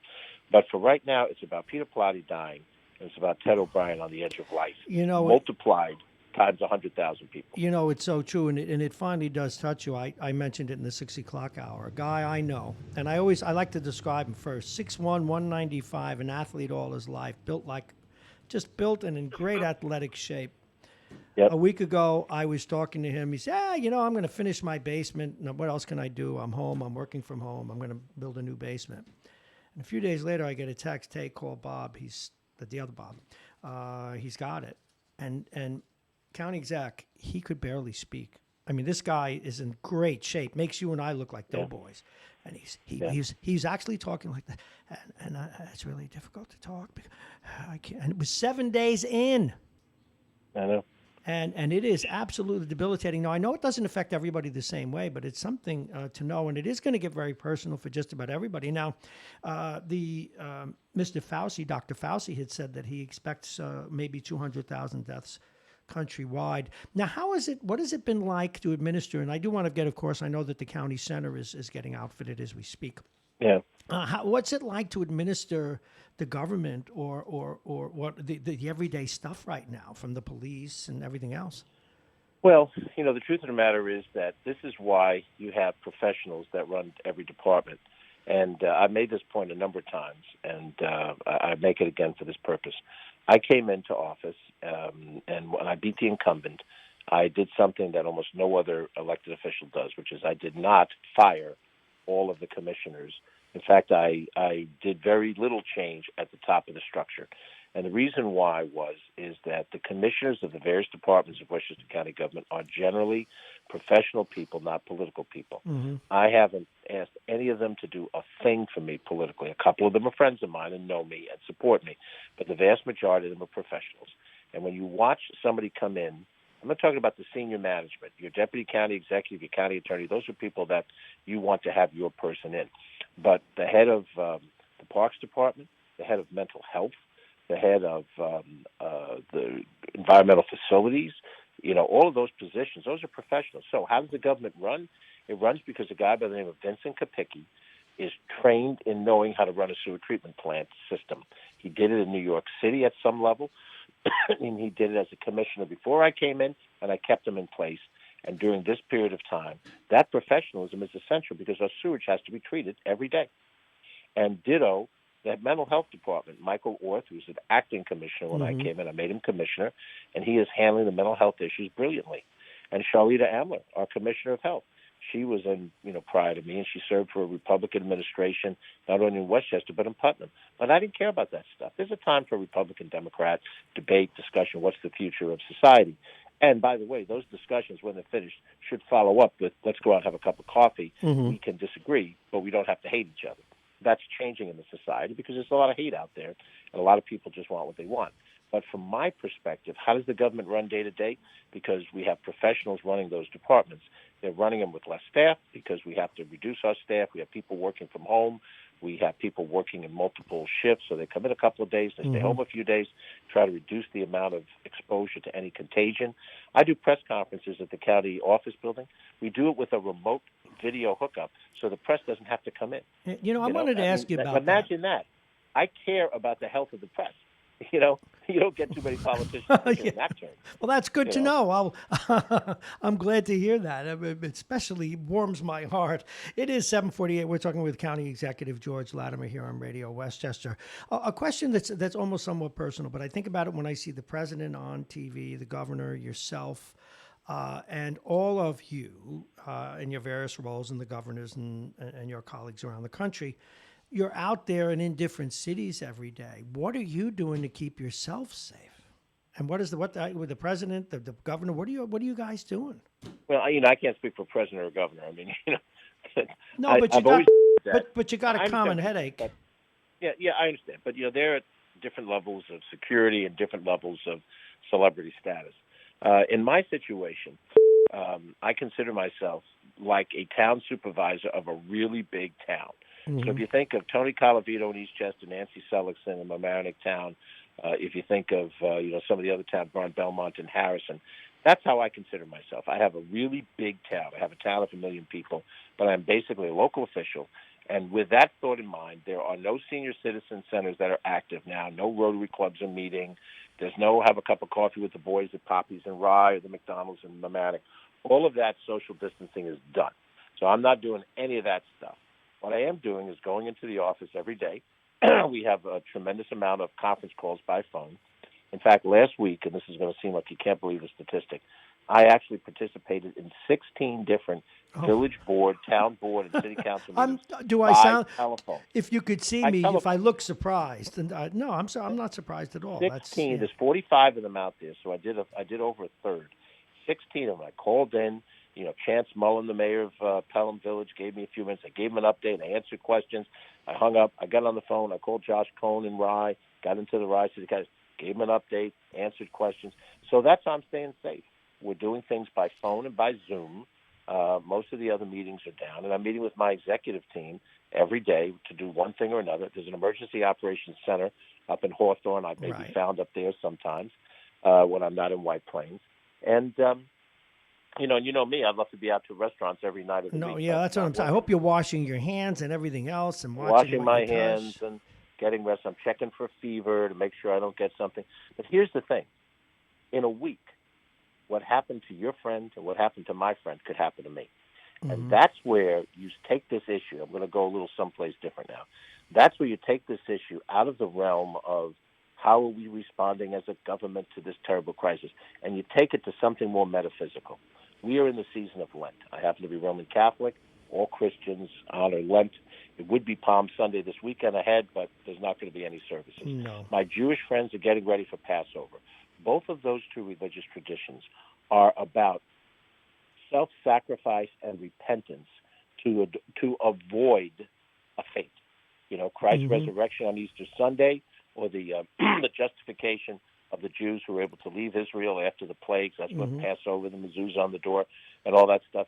This is a time of the year, and this particular crisis makes us look not just about what's this government official doing. How come this guy didn't do that? How come people are walking around the park? Hey, I want to tell you this. Let me just stop. We are the greatest country on the face of the earth, and we are humbled before a protein virus that isn't even a living organism. Isn't that it should that make something? us think. It should make us think that we're not as cocky and we're not as great as we think we are. So we true. may be great, but what really is important is that we be good. And we stop the arguments, we stop the finger pointing, we stop the I'm the greatest that ever was. And I'm not talking about any one person. I know somebody's going to assume I mean that. I mean all of us. All of us at some level walk around thinking, even in a quiet way, that we're great and everything's about us. It isn't. It's about self-sacrifice, discipline, stamina, and faith. Right now, this is our test. I know we're going to pass it, but we're not going to pass it because we're great. We're going to pass it because we're going to look inward, and we're going to be learned a lesson. And we're going to lose people to learn this lesson, which is a terrible price to pay to learn a lesson. Well, I got two questions for you before you go, and I appreciate those comments. One, I just got a text from a listener, wanted to know if county taxes will have to be paid on time. I don't know exactly. I know they're part of the regular bill. And, of course, I want to know what's going on at the county center before you go, if you have time. All right. Well, we're going to meet today in the executive branch to discuss the county tax circumstance, and then we're also going to talk to the Board of Legislators tomorrow. My general preference would be that county taxes are due on the date they're due, but there is no penalty, no interest or penalty if you pay as late as July 15th. Mm-hmm. However, you have to have a reason. You have to present a letter which gives you a reason. Have you lost your job? Has your business tanked?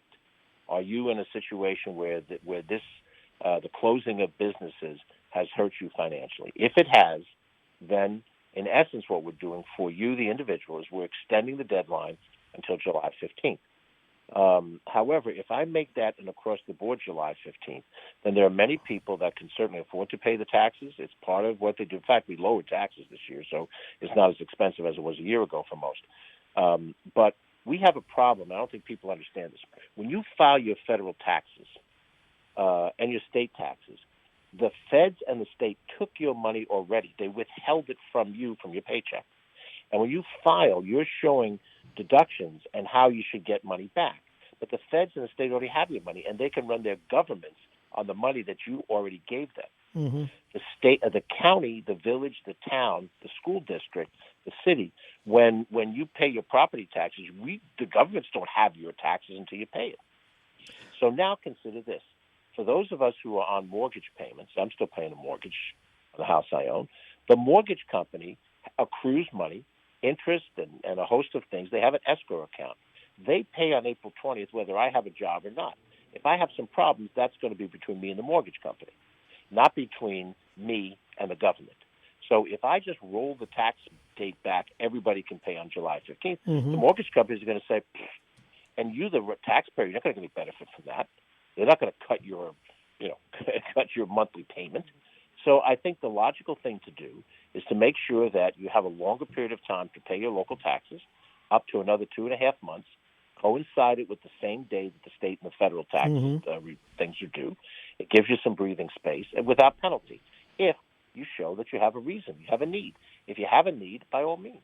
And there may be 75% of the people may have a need, which is fine with me. It could evolve to that. Hey, can you give us an update on the county center before we let you go? Well, they're inside working on it, laying it out. I'm told that'll be at least 100 additional beds. Now, that's a big arena, so to have that much space and get 100 beds kind of surprises me. I thought we'd have more, but I'll leave it up to the experts. And as I've said before, there are 3,000 beds in Westchester County between all of our hospitals. The governor has asked them to look to build more beds. I think they can, if you reconfigure the inside of the hospitals. Does 3,000 become 4,000? Maybe. Another 100 beds can't hurt. It might help. I don't know how they're going to allocate patients. Somebody's given birth, somebody has a heart attack. You don't want to be in the same hospital as people that need the ventilator and are struggling with COVID. So whatever happens, we're trying to add space, and we've identified space. We're going to give the state a memo the next day or two. It's going to outline the additional spaces that we know of and have available that can be pressed into service for additional hospital beds if we need it. And we'll be prepared to do what the county can do to help make that happen. But in the meantime, we're aware that if we just sat on our butt, we would be caught up in the same way Italy was caught up. So we're not going to do that, and I hope our friends in Nebraska understand that too. Well, thank you very much for all your time this morning. Any final announcements you want to make? County Executive George Latimer updating us on the crisis. No, we're doing Facebook Live every day at 11 a.m. With some type of interesting conversation or something that is about this, but not just a statistical update. And then at 1 o'clock every day, we're giving a formal Westchester update. It's not as long and as we don't get into some of the things that some of the other announcements do. I mean, Governor Cuomo's 11 o'clocker every day is must-see TV. You could probably skip me at 1 if you want to sit down and have a bite to eat. But I'm on at 1 every day, and we're going to give you Westchester statistics, which is more back down home, and then also very practical things of what's happening in Westchester relative to COVID. And that's 1 o'clock. We run it on Facebook. Through the county, Westchester County government Facebook page. News 12 sometimes covers this live, sometimes they don't. It's up to them, and we're certainly available to talk to any of our friends who communicate through radio. Well, thank you very much, County Executive. Please stay safe. Wash your hands. Thanks a lot. Wash my hands. You too. All right. Thank you so much. Care. George Latimer, County Executive. Now, we kind of had to move Tom Abernante, and we'll probably just try and get him on tomorrow. I know he'll understand with everything going on. We're getting a little backed up today, but we want to be sure that you hear from people. Please excuse me. In fact, I'm just double checking now. It is 7:58. We're going to hear from Jake calling in from home in a little bit because we do have some sports stuff to go over. Let me see. No. This is it's almost 8 o'clock. I can't believe how time flies when you're having fun. Just bear with me here. I'm just checking something. Again, I'm a one-man show, so you got to sort of forgive me for some of this stuff that I'm doing. All right, let's go to break.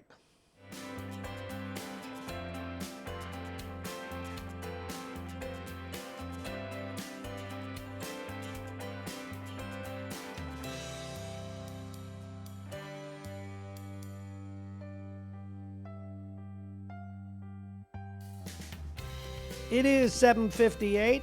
We'll be talking with Jake, talking a little sports with him coming up at 8 o'clock and seeing how he is handling the crisis himself, locked up with his school teacher wife in, I guess, Larchmont, Marrone. It could be upstate. We never know. But we'll find out in a moment. Anyway, we do have to go to the weather first. You're listening to Mornings with Bob Marrone. I am Bob Marrone. This is Radio Westchester, your radio station at the train station. Let's go to the weather first.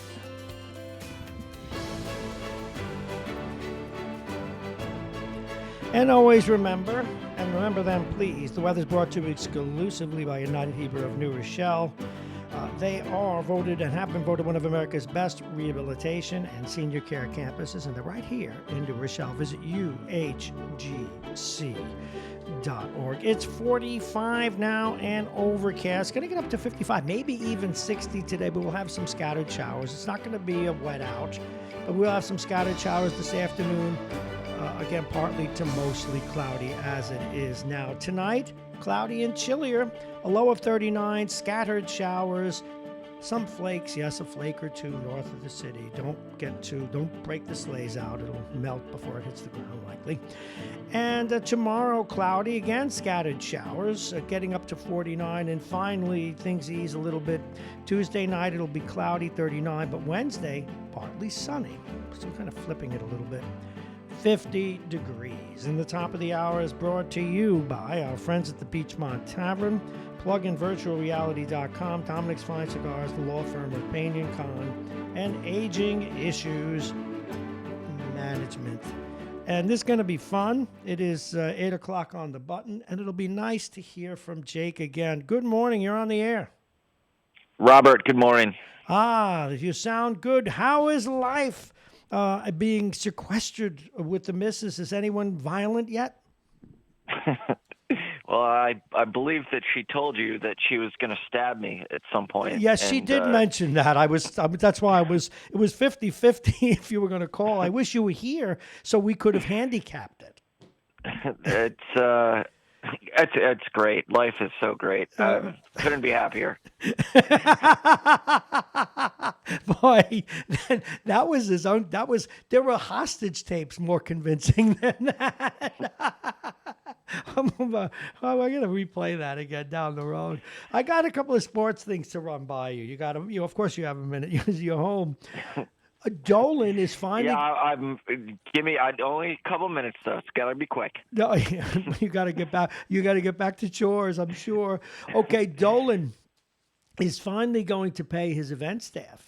I don't know if you saw that, which is a good thing. However, no good deed goes unpunished. Guess who got tested positive for the virus? Dolan. Yeah. Yeah. Yeah, the statement said Dolan was in self-isolation, experiencing little to no symptoms. Even the virus doesn't like him. And but I just got off the phone. I got off the phone with A-Rod. He and I were talking about it. He's going to be fine. We decided. I talked to A-Rod. Yeah, we decided he might be. He just might be all right. He might be okay. I know what you're talking about. 75% he's going to be all right. Because A-Rod and the president are conferring about the virus. That's one you can't make up. Don't they both live in West Palm, I guess? Or I know Miami. He's more of a Miami guy. Yeah, I don't know. Crazy times, Robert. Did you see what Stephen Marbury did? He bought 10,000 masks. Yeah, pretty cool. Very, very, very good. There were a lot of ball players doing stuff like that. One guy, I forget, and I wrote it, and with all this news we had today, I lost it. But one guy gave $5 million. A basketball player gave $5 million. Drew Brees gave $5 million to New Orleans. Yeah, that's the one. It was Drew Brees. So that's pretty cool. All right. Yeah. How do you feel about this? In the final pitch of the 2020 baseball season may be closer to Christmas. How could they possibly pay baseball in December? I mean, I realize we have nicer winters than we ever did, but can you imagine baseball in December? Or are you going to say, why not? You know what I'm thinking is how incredible sports will be.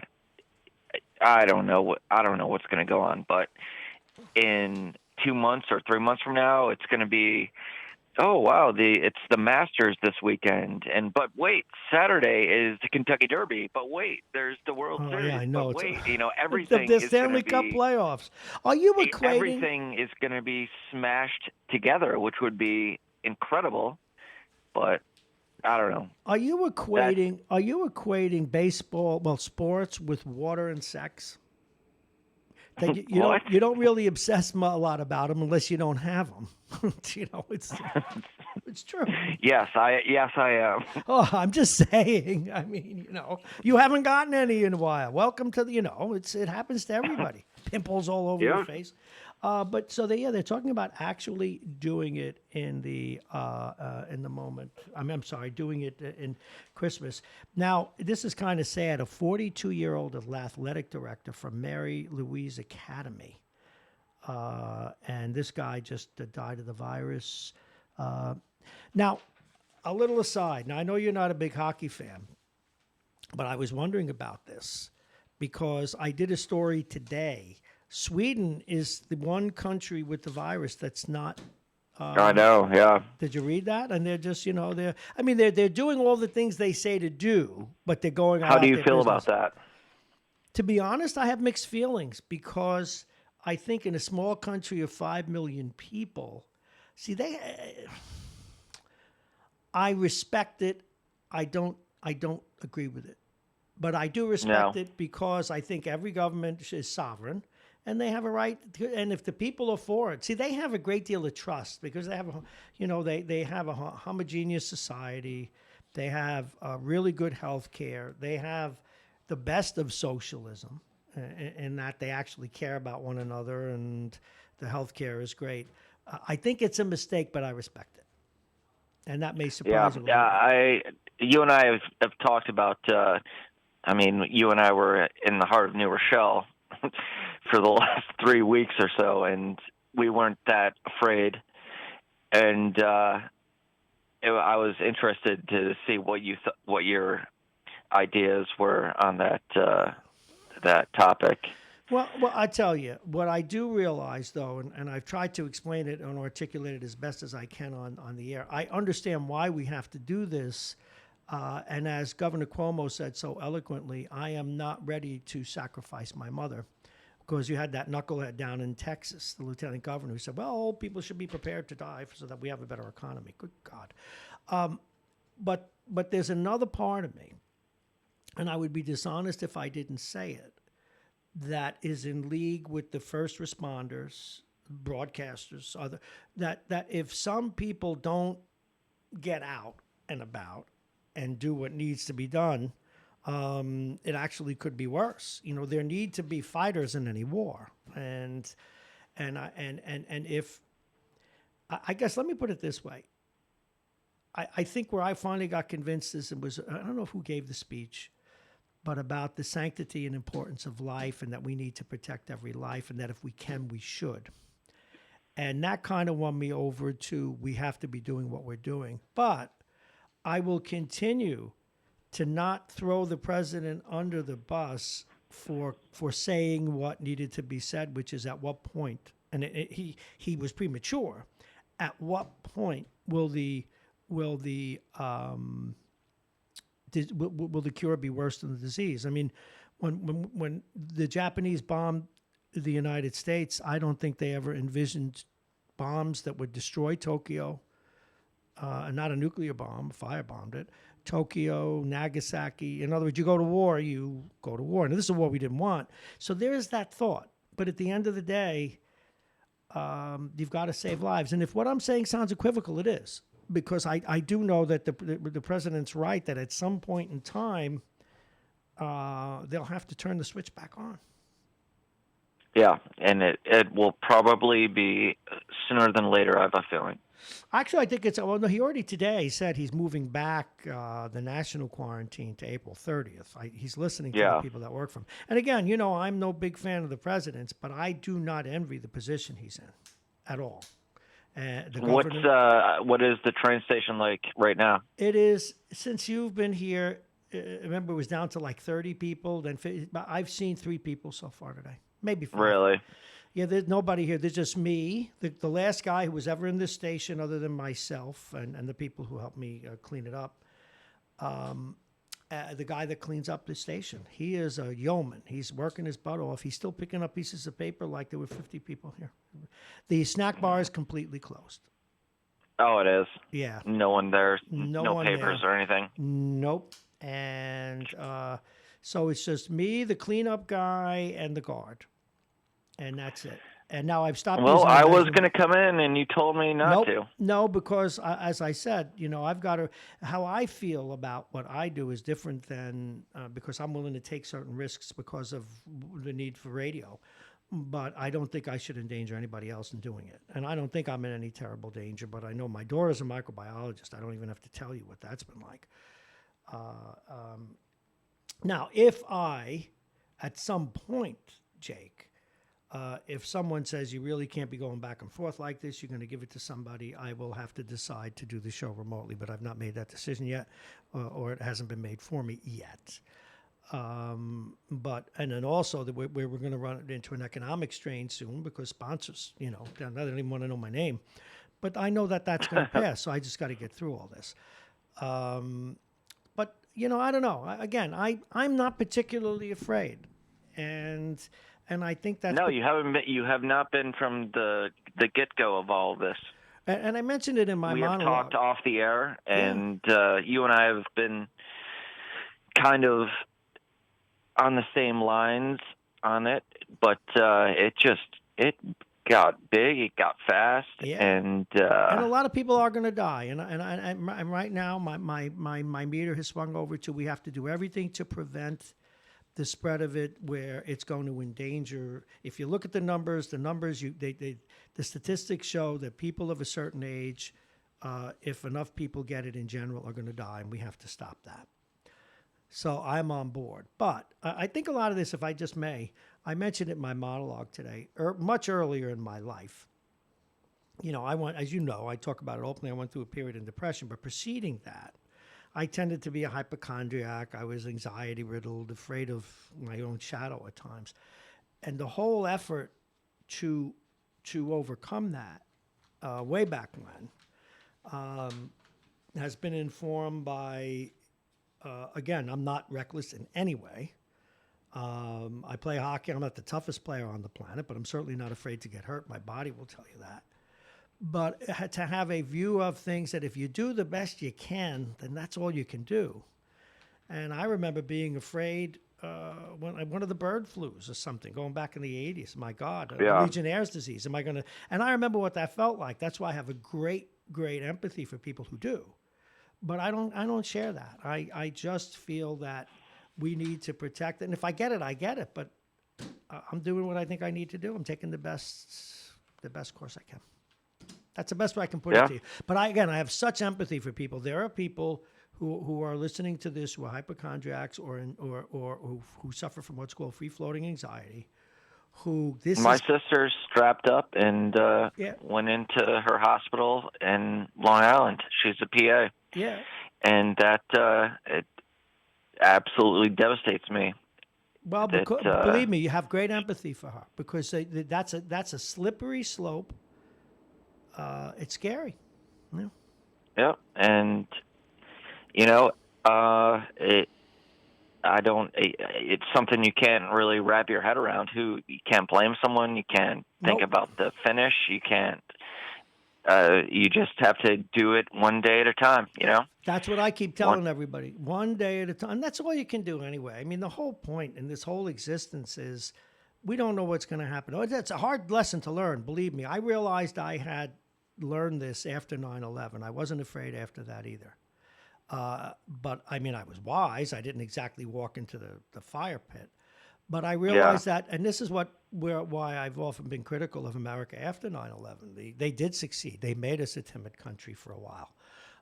Because if a plane flew into one building every month for the 17 years since that happened, the average person would still not die. But yet you can't get that in their heads. They didn't want to get on the subway. So meanwhile, we had one incident that was horrible 17 years ago, and it still informs how we fly, what we do. Think about that a little bit. We allowed our civil liberties to be compromised. We allowed ourselves to be victims of demagogues who spewed fear. We allowed idiots to get on TV and said, God did this, he did this because of the fornications and the gay men and women who are committing God's sins. I mean, they're like that idiot in the 700 Club, and I'll call him an idiot. And that's what he said, stuff like that. And so, in fact, I would say this to anyone who's dealing with depression or things like that now. The way out of it, if you get the good treatment, is the acceptance that you're in control of very little, and to accept that and take the best course you can. Bob, I just want to know, how is Vince? that guy. Oh, he's still on and saying stupid things about me. No, he's terrific. He's on today, and Anthony still calls in and a real supporter of the program. Holds me to account as well. He should. Tom calls in, and those are the three of them are like the three musketeers. And sometimes they don't agree, but that's what. And then Mitch when he can. But Mitch is holed up there in the north end. We got to get him back. But yeah, but Vince is doing well, though. I will tell him you asked. Now, anything in sports that you want to mention before we move on to our next guest? Who's the next guest? Well, let me get my books out here. It's right in front of me here. I got it. You should see. I have. Is Lattimore on today? Latimer was great. He was on. Oh, Janelle is on. We moved Janelle off Friday. Janelle's with us. She's a massive my favorite. That's my favorite. Well, yeah, it's because she's hot. Your wife's listening. Don't do that. Steve. No, she's distant teaching right now. At the moment, she's on the computer with her students. Oh boy. How do you know she's not on the computer with some hot guy from California? Well, unfortunately, I can hear her yapping it away. Oh, unfortunately. I'll be sure to tell her that. Now, do you live anywhere near her parents, or I know your parents are upstate? Are they safe? Both of our parents are upstate. Kathy, my mother-in-law, is listening right now. Hi, Kathy. She wanted me to talk to you about A-Rod and how ridiculous it is that he is the president's medical advisor. Well, Kathy, I must tell you, you have words of wisdom. Yeah, well, you know what? You haven't worked on Wall Street. You were out on the comedy circuit for 15 years. I'm going to share a sad reality with you. There is no loss of respect for successful crooks or successful liars or successful con men. If you go to Wall Street now and you mention the names of the people who were arrested or who got in trouble, I mean, even the president, who did he because these are icons even in their own community. See, the thing about the super rich and the famous, mostly the famous, is they tell one another's lies for one another and support one another, even if they break the law. And I forget his name, what's his name? Oh, God, Milken. I rue the fact that the president pardoned him because he's one of the people who showed that you could rob the people and get away with it. But that's life. A-Rod, because he's rich and famous and has a beautiful girlfriend, he's always going to get a gig on TV. It's just the way it is. Remember, rule number one, Bob Marrone's rule number one of disappointing Bob things. Marrone, rule number one of things learned doing the radio. It really is who you know. And that it's what? It really is. This whole boudel of life, this whole borgata is it really is who you know. Whether it's you need a job, whether it's you get a ticket, whether it's you want someone to write something on the back of your book who may hate your guts, but you'll do it for his book, it's who you know. That, and right after that is the behavior of sometimes of district attorneys. That's why I interview them all. Janine Pirro totally broke my heart when I got to do the news because I thought that district attorneys, I had them on a pedestal. I didn't know they really belonged under rocks, half of them. Yeah. That was the second issue. But there are a few of them. But the biggest is it really is who you know. And there are little subtypes in there. Like I did not know that the rich and cognoscenti, they don't even like one another personally. They don't even visit one another. They only meet at restaurants, big name restaurants. They don't know one another. They don't care about one another. There's no true. Half of them are going to die alone with just a little family that may still respect them. And that's why you get people like Harvey Weinstein. It's all narcissism, Yep. And when you have narcissism, you don't have the capacity of empathy, and that really.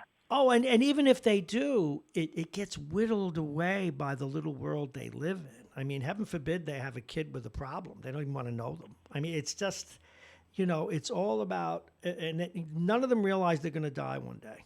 It's just, and I guess that's what it must be like to be rich and famous. You don't think it'll affect exactly. you. But, and again, I'm not knocking all the rich and famous. I'm a capitalist, and there are a lot of great. Well, Bob, look at us. Yeah. Yeah, look at us at the other end of the spectrum.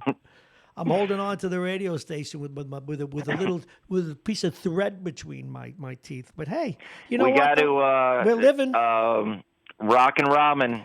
They're Yeah, we still are. up and going. No, I know they are, and I'm going to stop by there and pick up some food. But I'm not going to eat the Yeah, food that you ate I saw Chef Wayne the other day. with a broken He's leg still- that's floating around in a pot. Yeah, but they can't. They're up and going for takeout, but you can't sit there. Yeah, exactly. Hey, listen, And- keep calling every day. Stay in touch. All right. Compete with Call the you wife. tomorrow. Oh, Kathy, thank you very much for listening. We really appreciate it. Thank you so much. Thank you so much, too, Jake. Everybody misses you. Call in every day. Talk to you Thank tomorrow. Bye-bye. That's Jake Schaefer, everybody. Producer, sports guy, also one of the thought leaders here at this radio station. The aforementioned Janelle Albritton should join us in a bit. Let's take a quick look at the weather. Remember, some of the stories that led us today. We now think that maybe 200,000 Americans will die from the coronavirus. Here in New York, we've had 1,000 deaths. Cuomo's preparing for more of the virus deaths, and he rips attempts to ban the tri-state. There was an effort to ban all of us in New York, Connecticut, and New Jersey from traveling elsewhere. The president wisely backed off on that. We appreciate that. The quarantine was lifted for New Rochelle shut-ins, but we're still trying to find out. When we say shut-ins, we mean the people who were in the synagogue but did not contract the virus. But for those who tested positive or had the illness, we're still unsure if they can yet leave their homes. The question was, do they need 2 negative tests or 1? Trump extended the federal distancing through April 30th, which is a wise thing on his part. And he's quite open. Don't beat the president up on this one. He's trying to be positive, and he realizes he's got to turn the lights back on sometime. But he did. He said, I was premature in my optimism. We now have to extend it through April 30th. He says also, not he, the state, you won't have to inspect your vehicle if your sticker is run out. Right now, they extended it till April 26th, but it's likely to go beyond that. And for those of you like us here at Radio Westchester, have a small business, Gannett, and those are the LOHUD people, Gannett has launched a site to help small businesses. So go to the Gannett website or go to go to the LOHUD website. They ought to be able to help you. And you heard earlier from George Latimer, they're going to put 100 beds over in the Westchester County Center. Yeah, I would have thought there'd be more, too. That's a pretty big floor. But when you add the fact that they have equipment and beds and everything else, maybe it begins to make sense after all. So that's what's going on. I think out of New York, the most troubling statistic is now someone is dying every 15 minutes, which means when we started this show, 12 people have already died from the coronavirus. Our next guest, a master in public health. She's a journalist as well. She runs the Westchester County, the Westchester County Post.com. She's a jazz singer when she's not busy doing that. She does so many different things. Please welcome Janelle Albritton. Good morning, Janelle. Good morning, Bobby. How are you? Oh, you sound all delightful. Did you hear Jake before? You're his favorite. Am I really? Aw. Yeah, but that's because you're attractive. See, am I allowed to say that without the Me Too people coming after me? Or should I just leave it that you are just another carbon-based life form? Well, thank you. I'll take the compliment. Okay, good. It took a few years to get here. No, but he said that. I didn't. I do not make judgments. Right now, Kate Upton could walk through this door and say, Bob, I've left my $30 million a year picture. I want you. And I would say, no, you may have the virus. Leave. You're just another being, another brain on top of a mobile device. Do you believe that? I think isolation is getting to you, Bob. All right, let's talk about isolation. People who are, and you deal in this realm of public health, not just from the medical point of view, but from the wellness point of view and of course, people's mental states. What is cabin fever going to do to them? What can you tell us to cope? Well, that's a lot of questions in one breath. Well, pick one. All right. So first of all, I would say just to take a deep breath and just to get into the present moment. And it sounds cliche, but my time is limited, so I would just say take some deep breaths, settle into the moment, connect to your body, plant your feet on the floor and feel the chair supporting your body. Take a few deep breaths and then list a few things that you're grateful for. And that helps shift our vibration, our electronic patterns that are emitting from our brain. Yeah, well, by the way, you have me at let the chair touch my body. Thank you, chair. There you go. I'm having a good time with my chair. Yeah. It swivels. And, it gives good swivel. It helps you get into the moment. And I have some tapping videos, tutorials on the YouTube channel TFT NYC, and just choose the playlist called Tapping. And I made them 8 years ago. I'll be freshening those up with some new videos soon. But tapping is really great. You use your fingertips on acupuncture points, and it really can help you shift your mindset, shift your hormones, get out of anxiety, get out of the panic. It's hard to not be glued to the TV, watching Cuomo's briefing every day, and really finding what's happening. It's easy to be obsessed with the numbers that keep ticking up. And it's easy to be angry that, efforts and better decisions were not made earlier. But we really just need to focus on staying alive and encouraging others to stay connected. I don't like the term social distancing. No. I prefer physical distancing, social connection, spiritual connection. We're humans and we're adaptable, and we will find ways to stay connected with each other in ways that we may never have thought of before. Do you know one of the things that struck me in preparing for today's show to ask you and other health providers who we'll have on during the week is, what are you doing to stay safe? Because you have a newspaper to get out, you have things to get done, you do videography. What are you doing as someone who's exempt? Again, in the media, we are exempt from the restrictions. What are you doing to stay safe? Well, first of all, I went through somewhat of a crisis in 1997 when I came back from 3 weeks in India. Yikes. Doing some really intense study of the national healthcare system there, interviewing people on a daily basis, and seeing the despair in women's eyes when I interviewed them through translators. Excuse me. It was really, really hard. And what was the despair? Was it because of the misogyny, the rape crisis? What there? There's a lot of things. Bride burnings, dowry deaths.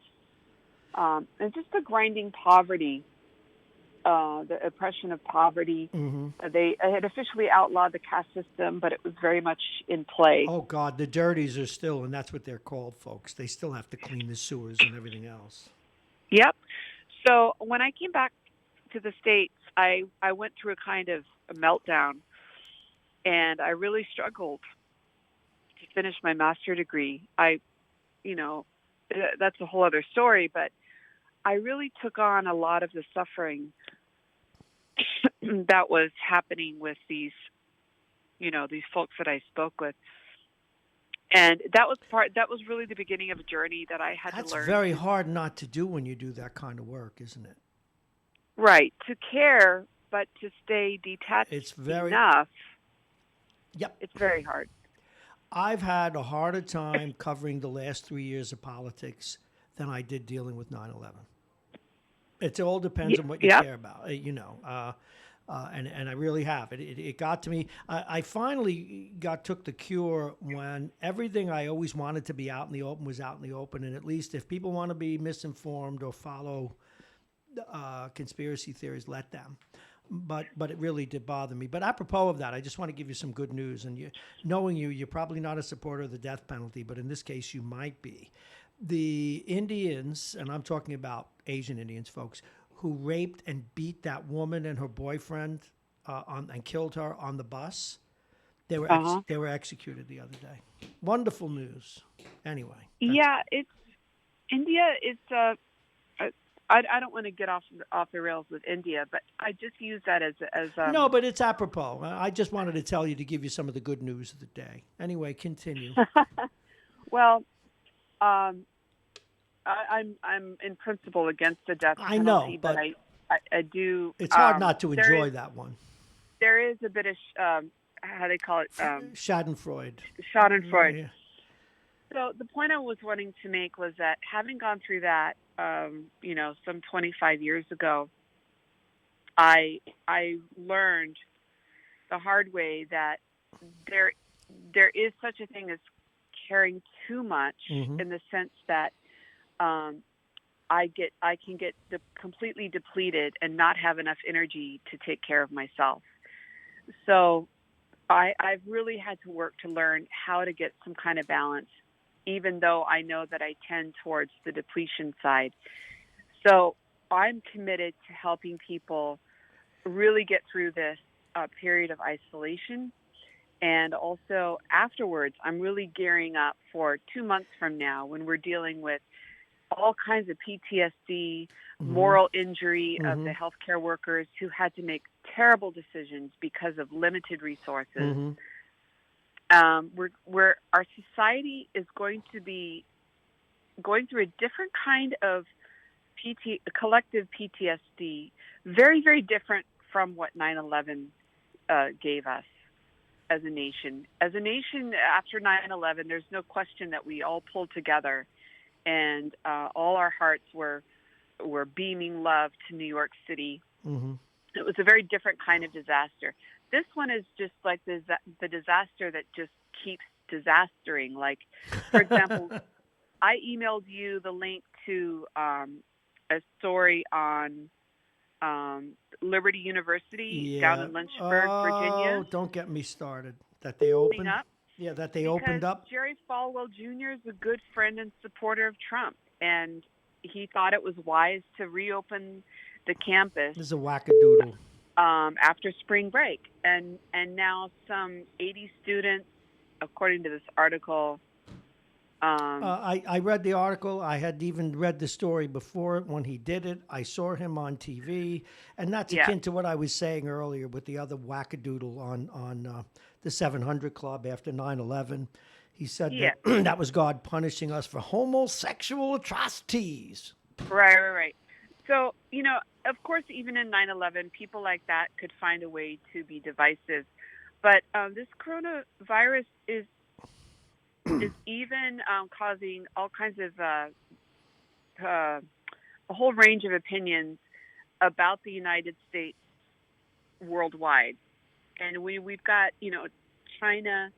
You've got Jack Ma, the billionaire, contributing medical equipment and supplies to 34 African countries. You've got China flying equipment and supplies into Europe.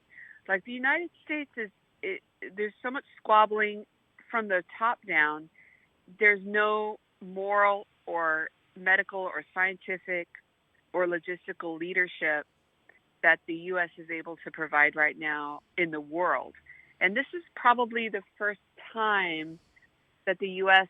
is just, so feckless on the international stage. And that's one thing that I feel very sad about as a proud American. But also as a public health professional, it's just every day's a facepalm, because this will go down in history for many years to come, to be studied as a way to not do things. Well, there are so many moral issues and even practical issues. Now, the president was premature in many ways, and some of the people who tried to defend him, like the idiot at Liberty, all right, some of the people who tried to defend him have tried even to go as far as the lieutenant governor of Texas to say, well, old people should want to die so that the rest of us will have money. Yeah, let him go first. He has grandchildren. Right, that's what I said, yeah. Or as Governor Cuomo said, I am not offering up my mother. But at some point in time, leaders at every stripe of every level, in the military, in politics, in municipalities, have to make life or death decisions. And They're never going to be perfectly right. And this has made people not look at that, but that needs to be looked in the eye. At some point in time, the cure will be worse than the disease, but it cannot be allowed to drive the saving of lives until such point as more lives would be in danger by not doing it. It's a very tricky thing. Well, this is what I interviewed Wendy Dean a couple weeks ago. If you go to WestchesterCountyPost.com and click on Wellness March 2020, you'll see a 3-part interview of Wendy Dean, who's a co-founder of a nonprofit called Moral Injury of Healthcare. She's been writing about this for years on the moral injury being what originated in the military, where people were asked to do things that go against basic moral beliefs, but that's part of the job of military, to destroy things and kill people. That's basically their job. Yes. And when they come back, they come back with PTSD. Understandable. We've learned to work with that. But what she's coming to highlight is that medical professionals, starting with physicians, because that was her. She's a physician, she's a psychiatrist, and she was seeing a lot of this coming from her friends saying, this isn't burnout. We still love our patients. We still love our job, but we're finding it harder and harder to be who we are and to fulfill this vision of the career that we thought we entered, with the system requiring so much paperwork, and with insurance companies doing things like approving a surgery but not approving the anesthesia. Well, of course, yeah. You've got all of this coming to works. Stuff. Yeah. Crazy stuff. And she says this is resulting in moral injury of the physicians. And when she wrote her first white paper, it went out there, and she got such a flood of response. And they're realizing that the moral injury goes all the way to the front lines of the, attendees in nursing homes, et cetera, being pressured to take care of too many patients with immediate needs, with not enough resources. The moral injury that she talks about in that interview is based on her research over the last 2 years. One day, the moral injury we're going to see in the next few months is beyond anyone's imagining. No, and where there's moral injury as well, you've really touched a nerve. Having been an executive and having taught management for many years, even in workplaces that aren't medical, there is moral injury every day delivered by the Kafkaesque way that some companies are run, and also the propensity to put managers and executives at levels they don't belong in. They break hearts. They create suicides. They break spirits and souls. And that's why, I always say my daughter's generation, a little bit behind me, obviously, she's in her 40, they had a little different. They don't give any loyalty to companies other than when they get a paycheck, because they didn't buy into the baloney. But the generation before, you'll find very few people there who aren't at the very top rungs who are over 50.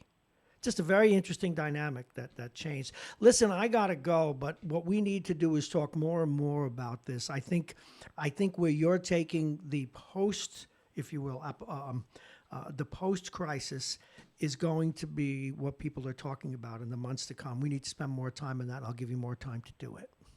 Very good. Thank you. Just check out the tapping. TFT NYC playlist tapping. Try tapping today. I'm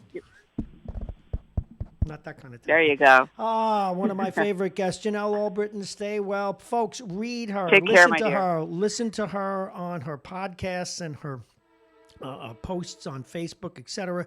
Listen to her also, or read her on the so many things in my tiny brain. The WestchesterCountyPost.com. Now we're going to try something. I bet you. Are you on this? Are you still there? No, he's not. Okay, didn't think so. We have to open up the lines for our next guest. He is, of course, Steve Callis. He probably gave a little deference to his boss. And let's see where we're going. It is 8:37. I'm sorry, 8:38. Steve Callis will be joining us next. And here's this wonderful cleaning guy, still breaking his butt. One of the few people left here, folks. All right, where did he go? Oh, there he is. Oh, I want him to call on the other line. Steven? Steven, Yeah. could you? Well, let's see.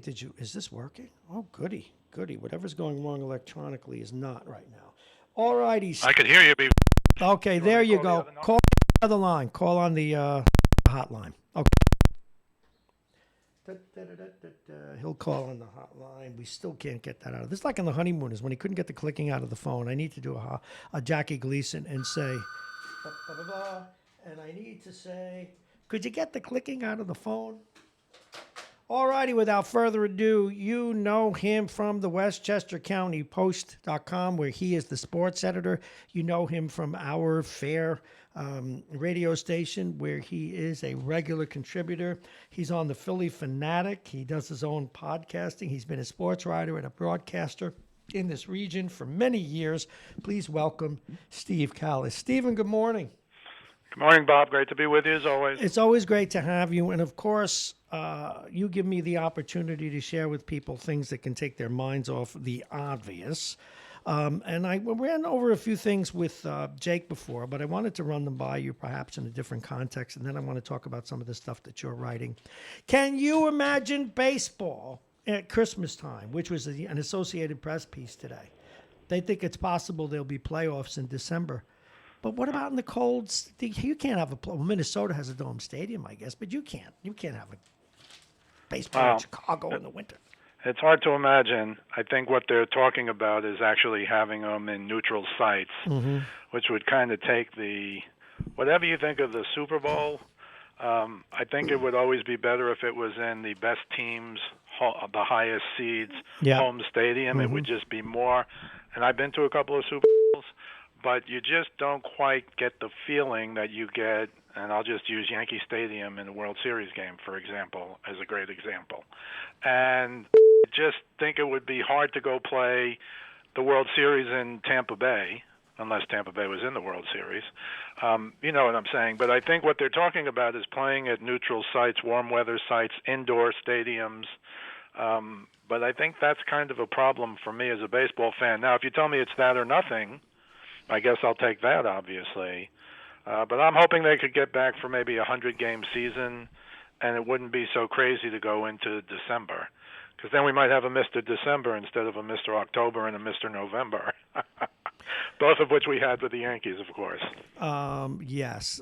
By the way, I just got a text from someone. He went to Westchester Radio instead of Radio Westchester. Let me tell him. It's Radio Westchester. It's Radio Westchester. Westchester Radio, I understand, is not going to be there. Anyway, I'm sorry, I digress. And as you know, I'm like a one-man band right now. You are, absolutely. All righty. Let's get back to cases. Why don't they just cancel the season once and for all if they get that far in? I know economically they could take the hit, and I know they have to pay the players, but is it really going to matter, or is it about the TV revenue? Well, I think it's partly TV revenue. You know, right now, at least in baseball, they've agreed only to front like 4% of the salaries to the players. And if there is no season, that's all they're going to pay, which is really interesting to me. Now, in exchange for that, as you know, they're going to all get one more year of eligibility towards free agency. They're going to get an extra year of service even if they don't play a game. So that's kind of the trade-off that was made, which saves the owners a ton of money this year if there's no season. If there is a season, if they play 80 games, then the players will get paid half their salaries. But if there's no season, they're only getting about 4% of their salaries. But in exchange, the players will get an additional year of service towards free agency.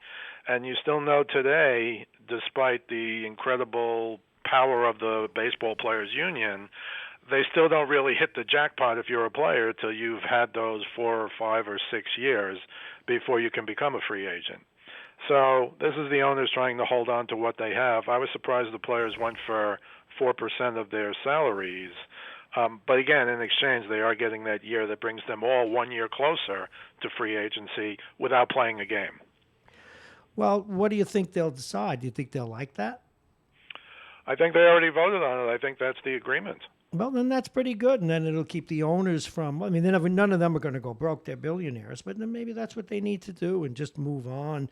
Hockey's another one now. Talking about having the finals in August, hockey can do it because I know I play hockey all year long, and hockey's got. And it's now in Phoenix and Tampa and Southern Right. California, Florida, of course. They could do it. Absolutely, and the NBA as well. You can play all summer. I don't think that's such a big deal. I do think, though, when they come back, and I'm hoping they have some kind of moving in process where at the beginning maybe there's games with not many people in the stands or half people in the stands. I think you have to come back slowly before you put 15 or 20,000 people in the United States in basketball and hockey arenas all over the country. I just think that's potentially an accident waiting to happen. And as for your Sweden comments before, I think Sweden is making a big mistake because if there are 2,000 cases in Sweden and they're not doing a lot of testing, you don't know if there's 5,000 cases or 50,000 cases. You just don't know. That's the problem in Middle America. There's only 500 cases in Nebraska or whatever the numbers are. Well, you don't know if that's 500, 5,000, or 50,000 unless you go in there and test. You know, you're right. And you know what I realize I'm doing? I'm doing something that I often criticize, and you wind up doing it in the news. As an abstraction, I'm viewing it as a petri dish, but these are people's lives. In other words, there's a part of me that says, what's it going to be like in a country that does that? What a nice little test. But then again, but yet I don't want to be one of the ones being tested. No, but then again, if it's with all of as a country, if it's with their consent, which was the tone of the piece, it just raises a question. That's all. To me, if it's with their consent, then they're not educated enough. And then that's now go figure, and it's one of the most educated people on the planet. But Exactly. It doesn't mean they're not ignorant about the way disease works. More to talk about. The football draft seems to be the biggest news in the world, number one. And while we're talking football, a lot of people are coming out either supporting, and some are really hitting hard on Mr. Brady's decision, saying that it was ego. First of all, the draft, then Brady's decision to go to the Buccaneers. Well, I think there were a lot of GMs who were against it from the simple fact you can't really, a big part of the draft, and it's interviewing for a job, for any job anywhere. Of course, obviously the NFL jobs are big jobs. You can't really get that feel of sitting across from a guy, of interviewing him face to face. You can do anything you want on Skype. But to me, it's not quite the same. You can't fly the guy in to be with you, to be at your whatever team is going to interview you. You can't make that round of 6 or 8 teams. And I think that's a problem. And Roger Goodell, being Roger Goodell, then decides to threaten everybody and say, and if you talk against the fact that we're going to continue with the draft, there'll be disciplinary action against you. And I'm like, am I in America? I mean, really? I say Commissioner Goodell screwed something up, and I'm going to get disciplined for that? Well, because if you made a list of all the things he screwed up, going back to Ray Rice as one, the list would be as long as your arm. So the notion that you're going to try and, I guess, stop free speech before it starts, that's kind of illegal in America. But I think, look, you know what I think? No, but you know what? They have, though, ruled past. You don't have free speech when someone else is paying your bills. Well, you have free speech, but then you're subject to their discipline. Well, I think what Goodell has done now, he sees between the free agency that just is kind of slowing down now, but the last few weeks, and leading up to it, where's Tom Brady going, and the draft, April 23rd to April 25th, it's really that the NFL in the middle of March and April and February, they dominated the entire sports world because it's something that's happening. So I think they want to do it. I don't think Roger Goodell is too concerned whether somebody on the Dallas Cowboys can interview a player Of course he's not. in Dallas. I don't think he cares. All he wants is the NFL to be front and center. And I think that's what he's accomplished. So if that's his goal, I think he's accomplished Although, it. after people like Aaron Hernandez and that great but troubled player that the Giants had that they sent out to Cleveland, a lot of these GMs, we always read this stuff, want to know the character, how he is. Aaron Hernandez was a thug. And probably 20% of the NFL are thugs, but if they can play, they have them on anyway. Well, talent, depending on your talent level, that overcomes a lot. Yeah. I mean, that's the reality of all sports, not just... That's what I'm saying. So why Yeah. worry so much about the interview? Again, if Aaron Hernandez could get a job after his past, anybody can get a job. Well, I think you still like to have that gut feeling, for lack of a better term. And I think you're right. It's not as important as it once was because you've already reviewed these guys 6 different ways before you even meet them. But I still think a lot of GMs, especially old-time GMs, of which there are many, just kind of rely on that gut instinct. What's he like in the room? No, I know. But I still keep thinking, on the other hand, and all the other sports are the same. Those are the ones we're talking about. You had Steve Howe, since now gone. Steve Howe, how many times did he get suspended for cocaine? Bob Probert, since deceased. How many times did the NHL suspend him? Josh Hamilton, they kept giving a bat after he was practically, I mean, they don't care if a guy can play. Oh, 100% true. So, well, and then who's the other guy? Oh, Denny McClain, for God's sakes, went to jail. Talk about a thug. Oh, boy. Anyway, all right, we got more stuff to talk about. Let's talk about Mr. Brady. And by the way, you're adding a lot of sanity to me today, and I appreciate it. Give me your take now after reading and hearing from all of these other folks. What do you believe? It sounds more to me like Brady wanted to leave, and maybe the Patriots wanted to lowball him. I think 3 or 4 years ago, Belichick thought that Brady was going to be done at 39 or 40 like all these other quarterbacks in the history of the game, and he had Garoppolo. Yeah. But Brady played so well, and Brady wanted to stay, and they got rid of Garoppolo for nothing, right? A second-round draft pick. Garoppolo goes to the Super Bowl last year. I think that was Belichick's plan, but he wasn't hardcore Belichick. I don't know back then if Kraft came in and said, we got to keep him. Obviously, they went to 2 Super Bowls in a row. They won one, they lost one. But now I think this is more about Brady, and I think I said this with you a couple of weeks ago, but the day before Brady said officially, I'm leaving, not going to Tampa, but I'm leaving, Van Noy and Jamie Collins left the Patriots. Well, that's right. And that's 2 of their top defensive players. So you relied last year on their great defense. You certainly didn't rely on Brady's offense. He had nobody to throw to other than Edelman. They had no running game because the center was hurt and Devlin, the fullback, was hurt. No Gronkowski was there, so they couldn't run the ball. And I think Brady said, how the heck are we going to win? But he still won 14 games or something. I mean, it wasn't like they got, blown out.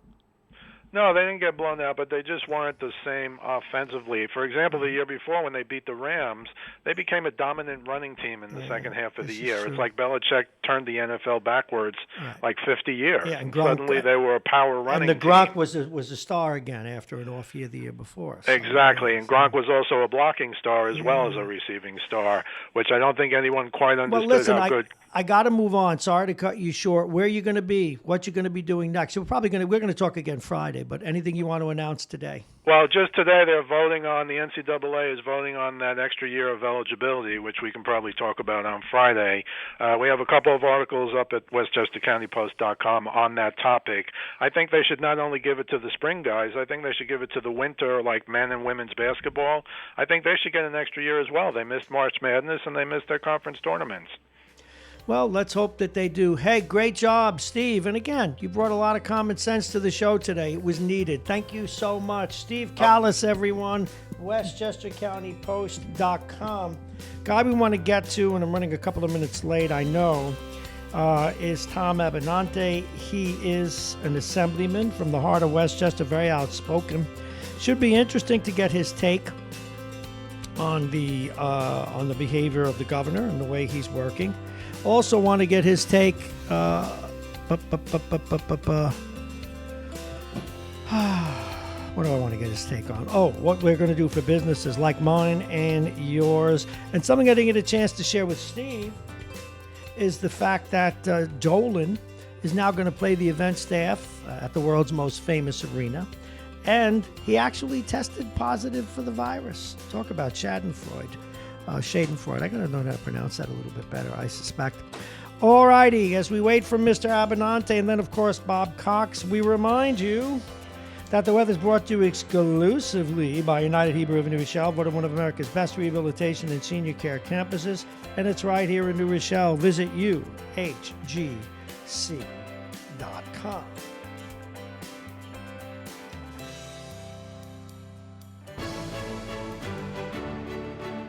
It is now 47 degrees, scattered clouds. We haven't seen any of the drizzle they promised us. It's going to get up to 55, maybe 60 today if the sun peeks in a little bit. But it's going to be partly to mostly cloudy. It's just scattered rain. It's not going to be a rain out or a wet out, but we'll have scattered rain here and there. And right on into tonight, it will be cloudy, chilly, low 39 again, some scattered showers. Tomorrow, cloudy, scattered showers again, only getting up to 50. Tomorrow night, 39 again. But Wednesday, the sun makes a partial, no rain in the forecast, at least not so far, but a partial appearance. It'll be partly sunny, temperatures hovering in the low 50s. And Tom Abenanti was going to join us, and I may have missed his call. I know a couple of people were trying to call in, and we otherwise had some guests. Someone that we're going to move to tomorrow is trying to get in a former player from Iona has passed away from COVID, and I know Ken Kreitzer wanted to give us an update on that, and we will get him in tomorrow. And another story I didn't get to, we've lost a journalist, CBS News journalist Maria Mercader, died of the coronavirus in a New York hospital Sunday. She was only 54.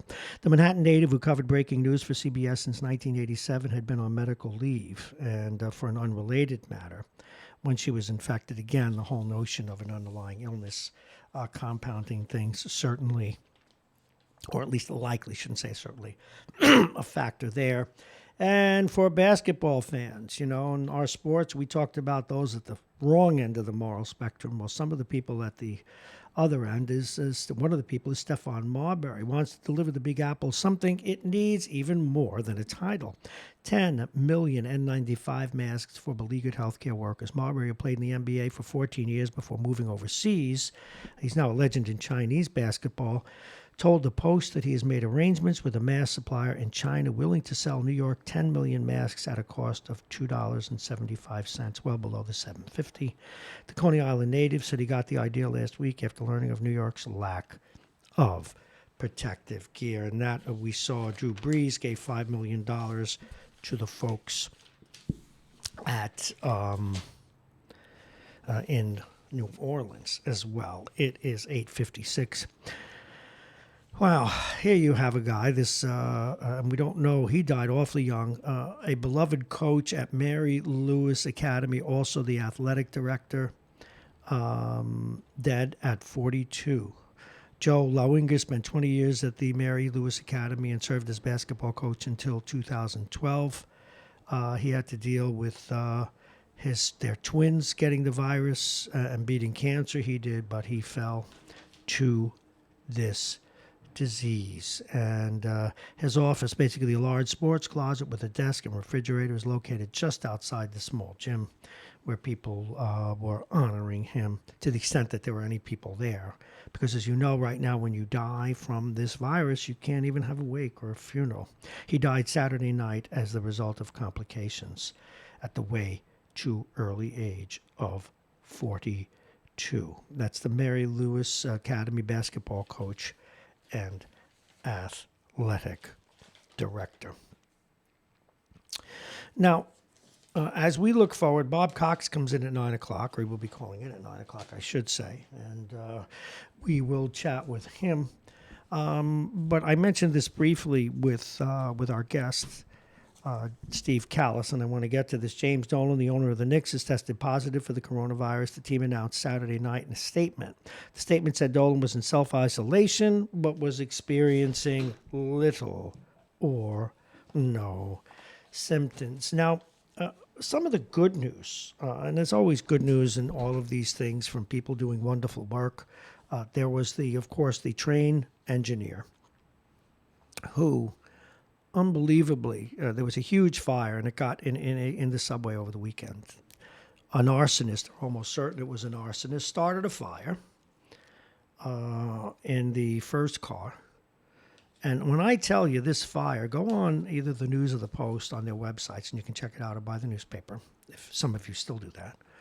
you will see that these, I would think they were all metal and a certain kind of plastic. I didn't know they were so flammable. The whole inside of the car is gone. It's burned away. Anyway, this particular guy saved, he got everybody out, led everybody to safety, made sure they got out of the train, and then he fled by the front door, but he died on the railroad tracks, likely from inhaling the smoke or cardiac arrest. They don't know. Very young man, 2 kids. God bless them. Hopefully they'll do the right thing and name something after him and take good care of his family. Someone won a $1 million, and that's a sweet story, even though it's a tragic story about a man that should be remembered. One lucky story, and this is out of Portchester today. $1 million Powerball ticket sold in Portchester at the A&S. They don't know the name of the person yet. A&S Fine Foods.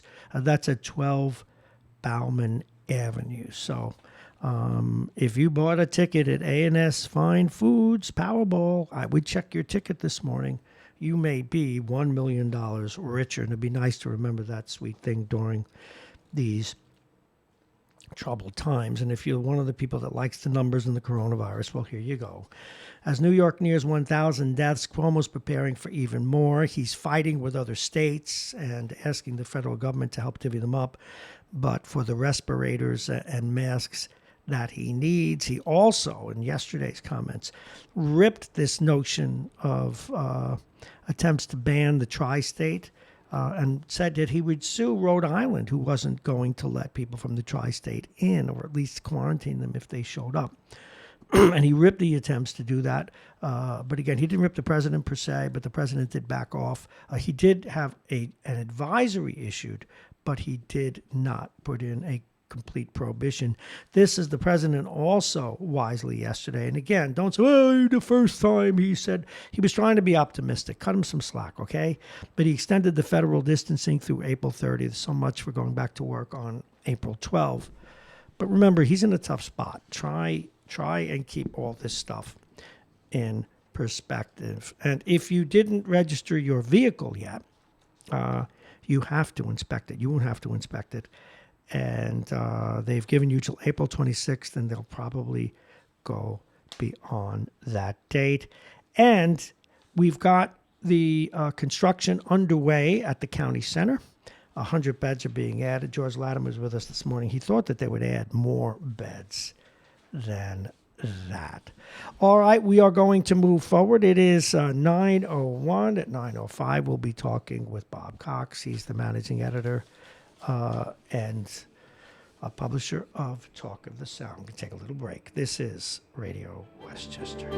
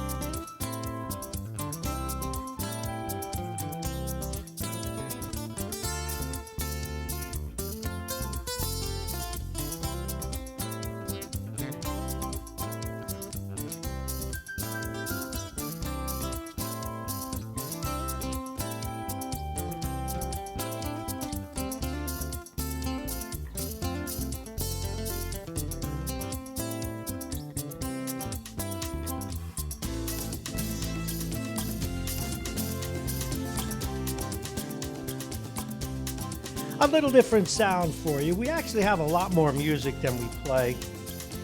Just thought you'd want to get a bagel or some toast sitting at home as you are, or watching this on Facebook, YouTube, Instagram, or wherever. Our next guest is Bob Cox. We'll get to him in a moment. But first, we do have to go to the weather. Our final review of the weather.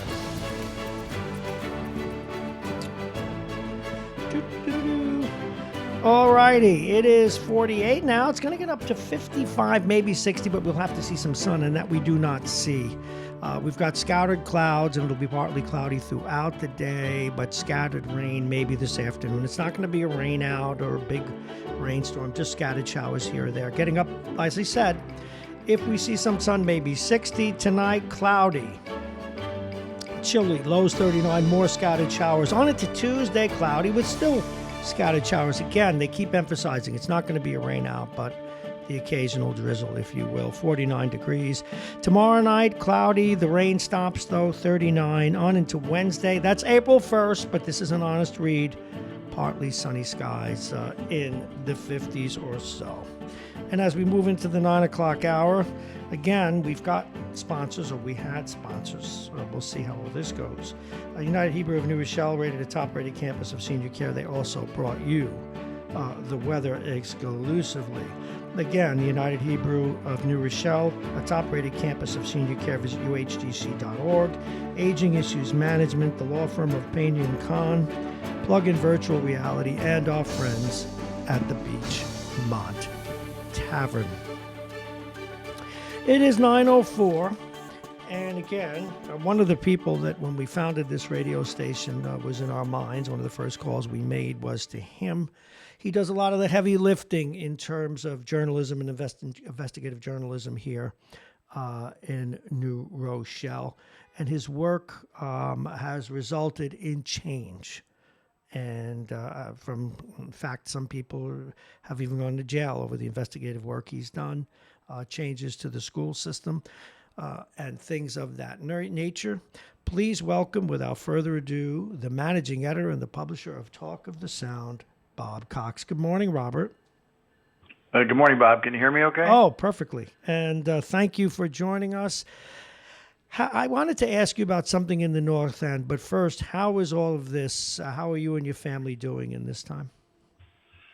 For my wife, this has turned out to be a godsend for her because she is diving into organizing her grandfather's stamp collection. I'm sorting out my baseball card collection. And we're generally trying to take Governor Cuomo's advice, which he said the other day at one of his press conferences, which is, this is the time to do all those things that you've been planning to do, but That's never true. got around That's to. really true. Finish what else you're doing, and then I want to ask you about the baseball cards, by the way. Go ahead. No, I mean, so on the health front, we're okay. I mean, obviously, we're concerned. As you know, I have a son who's over in Saudi Arabia. They're on a lockdown that's even more severe than we have here. And unlike here, if you don't comply, they chop you into little pieces. Oh, so. Yeah, I think in that case, your son has great motivation to comply. But I have to go back. I did not know, how big is your baseball card collection? But more importantly, now you're significantly younger than I, and I don't need to be reminded. But did you ever flip cards? Well, yeah. So I first of all, I want to be clear that I don't have some like mint condition, perfectly wonderful, baseball cards. I was a kid, starting at age 5 or 6, collecting cards. And so, they were stuck in my back pocket. They were thrown on the ground. Mm-hmm. So they're not the mint condition kind that investors were starting to looking for in the 80s when they ruined baseball card collecting. Uh-huh.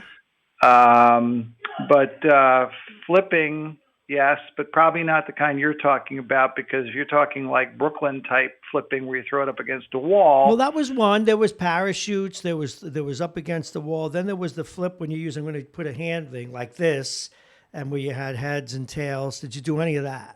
No, what we did was more like matching, so that you would turn over a card and you would declare something like position or team, and then you would keep turning cards over against the other person until there was a match. And there was a whole bunch of rules, which, quite frankly, I can't even remember all the rules anymore. But basically, whoever ended up matching kept whatever cards had already been turned over. And I would say probably half my collection was cleaning out less sophisticated players of this game back at my elementary school. That's interesting. See, it was a little different. To share the Brooklyn way with you, there were guys who were so good at flipping, they were like gunslingers, and you'd hear about them. And so the guy usually, and I'm not kidding, would show up with a shopping bag from all his winnings. And he'd have maybe, I'm not kidding, like 500 cards in there, maybe more. Yeah, that would be me. And I remember there's one kid, Danny, that I remember. He was a particular mark of mine. Every time he showed up with some more baseball cards, I'd say, "You want to flip?" And then I'd take all his cards and wait till he came back in the next day with more. And I just kept cleaning them out. Probably about 10% of my collection came from this one kid. Oh, yeah, and it was skill-based, Bob. I mean, we had this guy, Chris, who, and I could be totally honest, and it was he had a touch of I forget the nature of his deficit. It's got a word that I just can't remember now, but he was developmentally handicapped, but he was also a genius, and you couldn't beat him at any kind of card game. Number one, but number two, he had a gift for flipping. He had 2 shopping bags, and when Chris showed up, you were doomed. You had to either walk away with your cards, but you couldn't. It was like the old West. You had to. If you said you were flipping and he showed up, you had to flip him. Yeah. And you had to lose enough cards to. I mean, occasionally you'd win a couple of flips. But I'll share some of the games with you. We had stand-ups where you put the cards standing, and then you had to flip to knock them down. We then had another one where you had to flip, but you couldn't top another card. Then we had parachutes where you put it on the wall, and some guys could make it completely fade down, and other guys had to tumble. But the one I enjoyed the most, and some guys were so good at it, was flipping, where you held the card here in your fingers, and it looks like I'm giving the finger, but I'm not. You held it like this, and you flipped it up like that. And if you got really good, and it's like pitching. If you had the right release point and the right angle, you can get like 4 and so forth. But again, the gunslingers were the guys that scared me. Some guys were just too good. Now, I wish I had. Well, Bob, I'll just tell you that the next time when the pandemic is over, I'll bring some of my cards down to the station. We'll flip here. We're not together, and you and I can go head to head. Oh, we're going to flip here. But see, I have to worry because you have the cerebral approach to everything. You probably have arm angles and stuff. But so now, how many cards do you have right now? Yeah, and I probably have about 20,000. Oh, excuse me? Yeah, about 20,000. So you were a gunslinger. All right. Do you have any favorites? Because surely you must. Yeah, well, I have to tell you that in addition to what I was collecting from, let's say, 69 to 79 as a kid, I came into some cards, smaller sets, and one of them was my dad's. This was from right after World War II. So he lived in Chicago, and there was a company out there called Leaf Chewing Gum that made cards. Mm-hmm. And so he had cards from the late 40s, football and baseball. And the Leaf set is considered a really good set because it's the first color set of cards after World War II. Because, as you probably recall, ink and things like that were all rationed. So using them for making baseball cards was not a priority. Mm-hmm. So this is a really interesting set. One of the cards in the set, sort of the anchor of the whole set, is a Jackie Robinson rookie card, and I have that card. Do you know I grew up... Which, by the way, is probably worth more than all my other cards combined. I bet combined. Well, I grew up, and I have no idea what these would be worth, but the Topps Card Factory was down in, where Industry City is in the Gowanus section of Brooklyn, if you ever took the strip between the Battery Tunnel and the Verrazano or on the way out to Kennedy Airport. The Topps Factory was there. And they would throw out the cards that weren't, that misprinted or the ink smudged. They didn't throw them all out because I got plenty of them in the packs I got. Right, but they used to throw out the ones that they knew that happened. And we go there and go through the bins and get them. But occasionally there'd be a piece of bubble gum in there too. Remember, do you know if bubble gum still comes with the cards anymore? Remember there used to be a piece of bubble gum in there. I like it, as far as I know, it doesn't, because for the purists of the investing game, it ruins the cards, I guess. But I wrote this last night. If they made an air freshener which was Topps bubblegum scented, I would definitely buy it. Me too, isn't it? Well, that's why every once in a while I'll see the double bubble in the store, that kind of bubble gum. You open it up, it still has that smell. And remember there was like a powder in there? It was very powdery. I don't know if that was the sugar or what they did so that it wouldn't stick. I remember whatever the top card was that was in that pack that was next to the gum. Usually I had licked that, so it was slightly worn. Yeah, we did. Couldn't do it now, though, with the coronavirus, with all the flipping. That was a different time. Do you remember, did you, as a kid, were you, and I believe this, talk about blind faith. Remember if you dropped candy on the floor, if you kissed it up to God, you could eat it? And I would do that. I'm lucky I didn't get cholera or something, but those were interesting times. Now, this is a good place to go down. We'll get to the hard news. By the way, that was like a month ago. Thanks. No, I mean, I've saw some people mention this online, but you look at things like a tape of a sporting event, or you look at people interacting in a movie, and you're thinking like, oh, they're on the beach or they're walking around, high-fiving everybody, and it's like, you could. I mean, remember when we could do all that? Oh yeah, it does. It was like a month ago. That's already the now way back past. In that era, there were different things that we did. And again, you're not so much younger than me, you won't remember. Did you play any of the street Spalding games like slap ball, punch ball, pitching and stick ball, any of those? Bob, I grew up in Westchester County mostly. So we didn't have the necessary stoop set up and all that stuff. So no, we didn't really play that. We played regular old baseball. Oh, well, I loved regular old baseball too. But no, we had a lot of those and stickball. My favorite was pitching and stickball because you had to have talent. If at the right distance, that ball was a P. You could hardly see it. And if a guy threw hard or could make that Spalding under the curve, he was tough to hit. But if you were good or the pitcher was bad, it was just like the pros. Like I remember one day, my brother came home from Vietnam and he challenged me to a game of pitching and stickball. And I just didn't have it. And he just kept hitting homer and just, oh God. So I did the right thing. And he had taught me this. I threw the ball so hard at his head that it bounced off his head onto a one-story factory next to the park. And I thought that was pretty cool till he threw the stickball bat at me. Now, Bob, what was I supposed to do after he threw the stickball bat at me? What do you think the next pitch had to go? Right in, I went to his ear. Yep. I mean, it hit him in the side of the neck, and it made that splat sound. But now I was in trouble because I'm running out of the park. I mean, he's like 21, and I'm 18. I mean, we weren't kids, per se. And he threw a milk bottle, my own brother, with water in it, a glass milk bottle at me. But it's funny what you remember. But the funniest thing, and there's no other way to put it, I'm playing against this guy, Collins Rivers, what an appropriate name. And Vince, if you're listening, you remember him. This guy, and I'm sure you knew someone when you were a kid. You ever see a guy who's very heavy but still a great athlete? It doesn't affect him? And that was Collins. He must have been 290, and we wondered why he didn't become a lineman, but very gifted athlete anyway. And he was. Hey, Bob, I'm getting 2 text messages saying that people are unable to hear us. Why is that? What are they listening on? Okay, I'm looking at Radio Jar. They're saying that Radio Westchester site is down. Okay, they should go to Radio Jar. I was able to hear on the MyTuner app before I came on. So. Okay, they should go to MyTuner, and go. Oh, you're not going to hear us say that.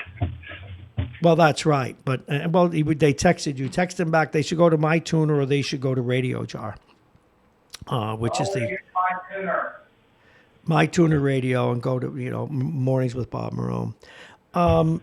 Where was I? I was going to say something that was very wise, and I forgot, but it had to do with was it stick? But where were we, Robert? Well, last thing I understood is that your brother threw a milk bottle at you, and then kind of went downhill from there. No, it was just a different time, and it was a lot of fun. I had a terrific rivalry with my brother that wasn't always very good. He was a good enough ball player to play Division III college basketball, and I was a miserable basketball player. I mean, I was smart, and I could bring the ball up and pass, but I couldn't shoot. So he taught me how to be dirty and be a defensive player. And one night I got lined up against him, And I was put on him, and I grabbed his shirt, and I pushed him, and I abused him. After the game, he threw me in a snowdrift. Just saying. Now, you grew up, did you play baseball? I did. I love baseball. What position did you play? First base mostly. That means you could hit. Well, actually, at that age, it meant I could catch the ball. Oh, oh, what I was going to talk about will come back to me. All righty, Bob. Well, I will tell you that I was a good player, and but my father never coached. Okay. And the nature of that is that the coaches always, were usually the better players' fathers. Mm-hmm. And so the rules were always that, well, your own kid would be on the team. So if you had two coaches with two good players as sons, they would already have two really good players. Mm-hmm. Somehow I ended up on a few teams where that wasn't the case. And so I was the only player on the team sometimes that was really any good. Mm-hmm. And it was very frustrating. And I remember on more than one occasion being so frustrated with my teammates being unable to catch the ball. I remember distinctly running from first base out into left field to catch a ball. Oh, my goodness. I can't take it anymore. That's mine. It's funny. Baseball for me, hockey, I was kind of a natural because I learned to skate early. But baseball, I had to I was terrible. And when I started out, I was the little guy that you put up to walk when I was like in second and third grade. Because I was so short that, it was hard to throw strikes. And then I played second base where it was sort of out of harm's way. But I was so intent on being good that I really practiced. I actually matured at 17 in the parade ground league where I became a really good contact hitter. But then I became a pitcher, which got all ruined by mangling my arm. But that for another day. But I loved baseball. And I was very cerebral with baseball. I would read books on how to hit and how to pitch, and I made myself a regular player. But it took many years. It took me till my senior or junior. It was junior year to make the high school team. I couldn't, and then after I mangled my arm, that was a different matter. But I don't know if you know. It's probably interesting. But I actually, did you ever see Dave Javecki when he broke his arm pitching? I do recall that, yeah. I did that at the age of 16. And what I didn't know was I had been playing stickball over the weekend. And you ever even in baseball, when you take a short hop, you bring your arms back. And I hit my arm on a car mirror, and I didn't think anything of it. And my arm, but in those days when you're playing ball every day, your arm hurts all the time. So I'm in a game. And man, it was the seventh inning, and my arm hurt so much I couldn't even believe it. And I said, it's just a muscle. So it was an important part of the game. I wound up, went to throw the ball, and what had happened was I didn't know that a slight fracture was getting looser and looser, and it came totally loose.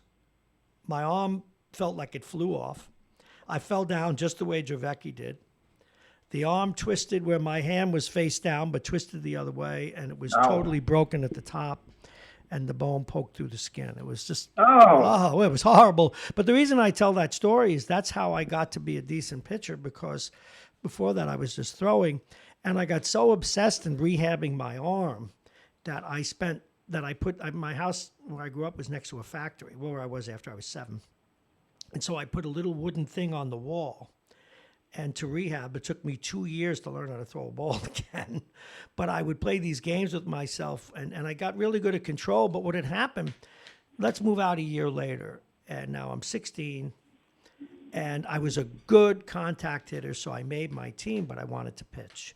You can't pitch, Bob. You don't throw hard enough. We'll put you in left field. You don't throw well enough. Second base. And by then I was a good fielder. So I kept saying, but I can pitch. I used to pitch. You can't pitch anymore, Bob.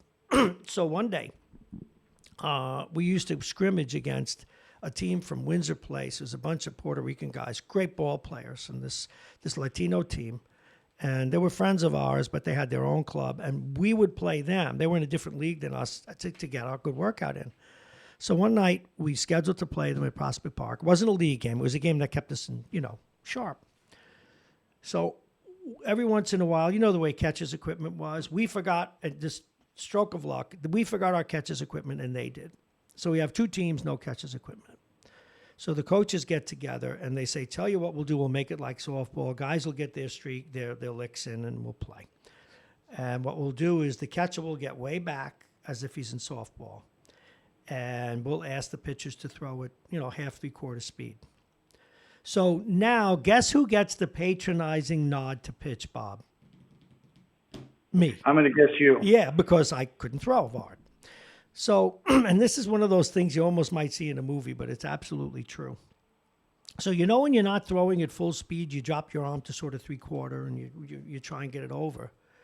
And the best way I could describe it is the ball goes what?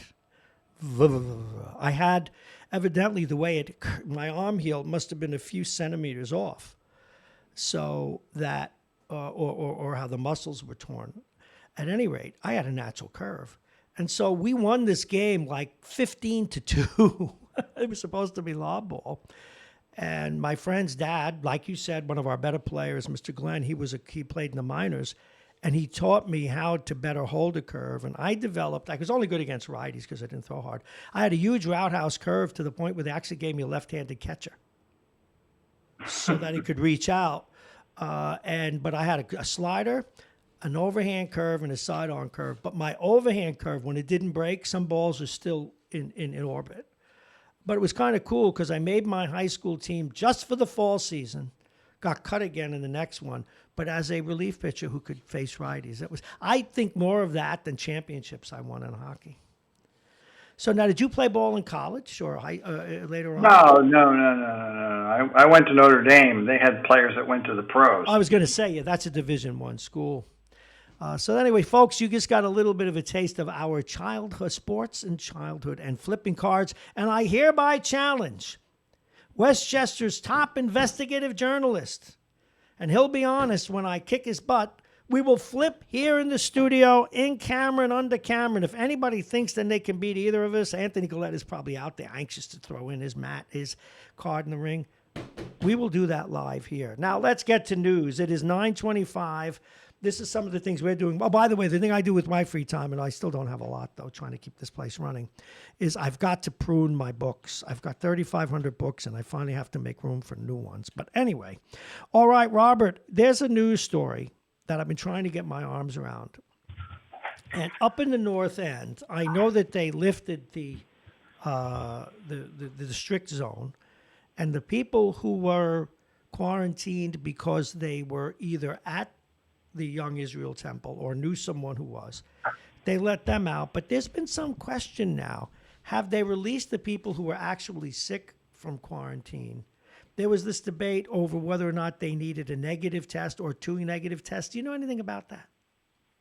Well, just that there had been this decision that they had to have a negative test before they came out of quarantine, but ultimately that was overruled. So they have been let out of quarantine. The idea, I mean, I don't know any of these people, but that they had tested positive, but they were asymptomatic the entire time.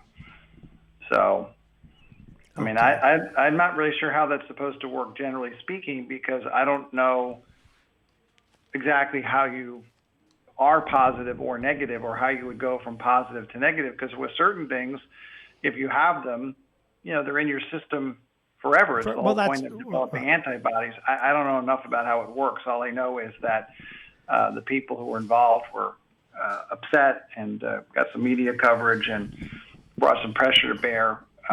Yep. But I don't really know, technically why that is. And I don't think there was any explanation. It's not like I didn't. No, there wasn't any explanation. But you've said about all that I know. But they finally let them go because I think that was the sweet spot. That hey, if they were asymptomatic and they were in the house for 14 days, what are you going to do? Keep them forever? So all right. One of the stories that you I don't know. I mean, if you do test positive, you're supposed to self-isolate for 14 days. Yeah, but after the 14 days, then what? You should be. That's. Well, I don't know. If you keep testing positive, then. Yeah, but aren't you going to keep testing positive? I don't know. That's why yeah. I said I don't know enough about how that works. I'll get a geek on, and the geek will know. Maybe I get my daughter's a microbiologist. Yeah, my daughter's a microbiologist. I don't take advantage of that. I got to listen to her all the time. Do this, do that. A story that you were on before most, and we see it now even more prevalent in New York, where they were slow to close schools.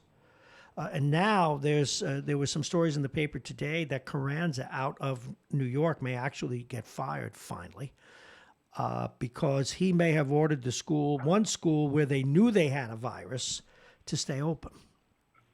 How big of a danger is this, and why do you think here in New Rochelle or New York or wherever, there's always these competing needs? Why do you think they were driven to do that? Just be clear. Driven to do what exactly? And keep a school open. Or New York City? No, let's take New Rochelle first. Keep a school open where they may have had students who were positive or thought they might be. Did we have any incidents of that here? Well, I mean, the issue that I read, which I think is what you're talking about in New York City, was that there was staff that were told that if they talked about the fact that there was people with coronavirus at the school, they would be fired. Mm-hmm. And so that story was written by Susan Edelman from the New York Post. Susan is somebody that I know. She covers New York City education, but she's covered New Rochelle often enough because she covered people who came from New York City, like Reggie Richardson. She actually is the one who broke the story before she was ever hired here of Dr. Afehu's reverse racism lawsuit. And so she's somebody who does a lot of reporting on things like the SCI investigations, which is something that New York City has. It's a special commissioner of investigations.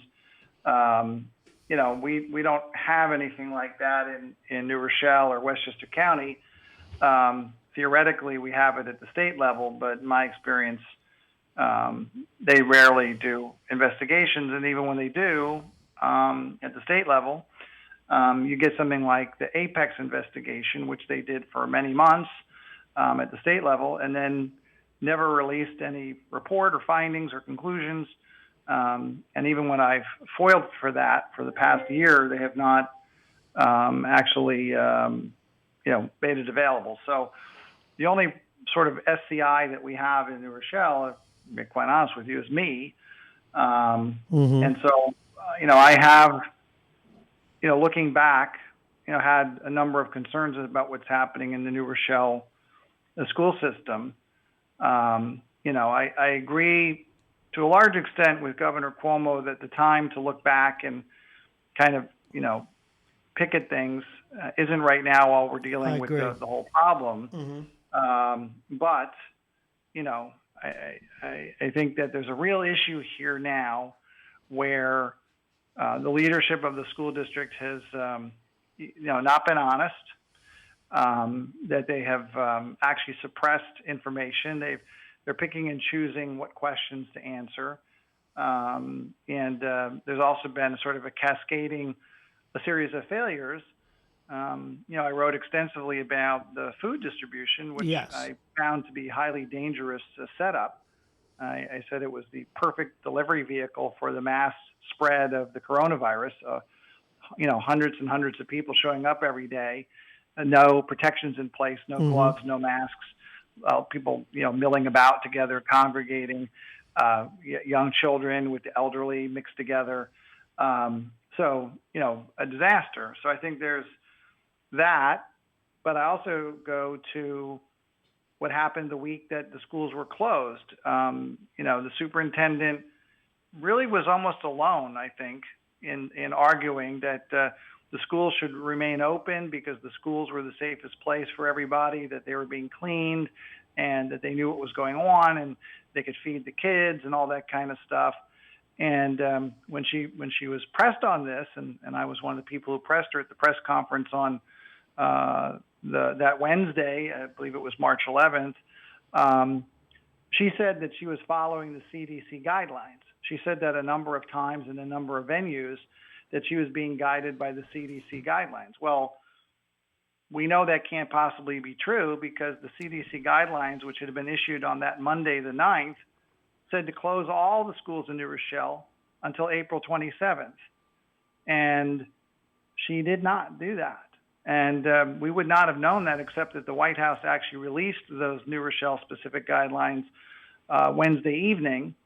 I wrote about that and said, if she's following the CDC guidelines, she has no choice but to shut down the schools, which she ended up doing, the next day. But not before she herself contracted coronavirus and then went and visited 3 schools, having direct contact with a number of people there who were then notified that they had been exposed to the coronavirus, and her entire cabinet.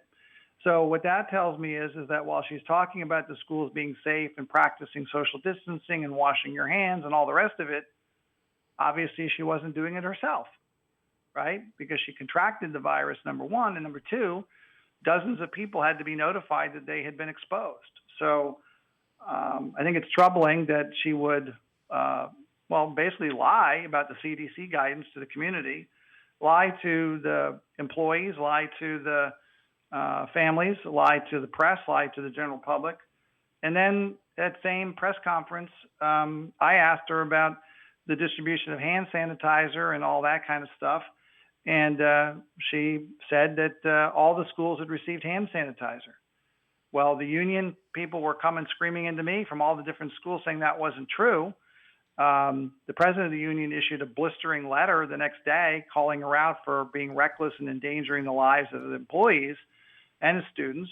And Friday night, in a sort of traditional late night Friday dump, she put out a statement saying that, in fact, what she had been saying all week about hand sanitizers was untrue.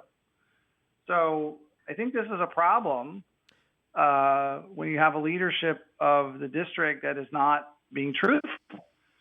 She is sending out a lot of emails, 2, 3 a day sometimes, but that's more a matter of volume rather than clarity, because the things that she's putting out aren't necessarily true. Well, I know you report the facts, but still you must wonder how this happens, because it's so easy to check these kinds of facts in this environment. Why would people misinform, or are they misinformed? I frankly can't get my head around this. Well, I mean, if the CDC issues guidance that says that you need to close all the schools in New Rochelle until April 27th on the 9th, and then you get up at a press conference on the 11th and say, we're not going to close the schools because we're following the CDC guidance, I don't really call that misinforming.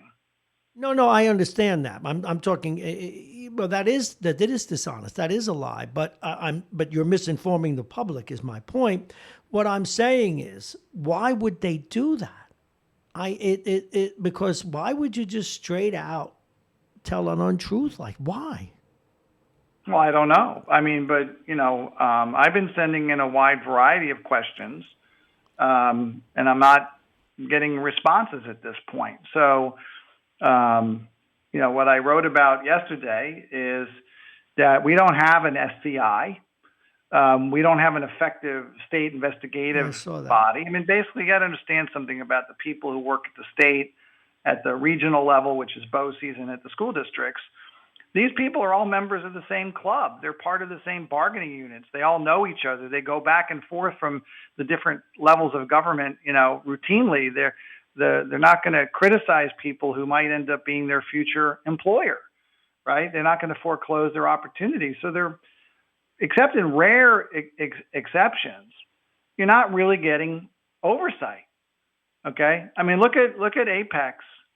That had nothing to do with the state coming in and looking at the program, that was later determined by the school district's own special counsel to have been not in compliance with any of the state regulations from its inception till its termination for years. But nobody from the state ever looked at that. They don't look at anything.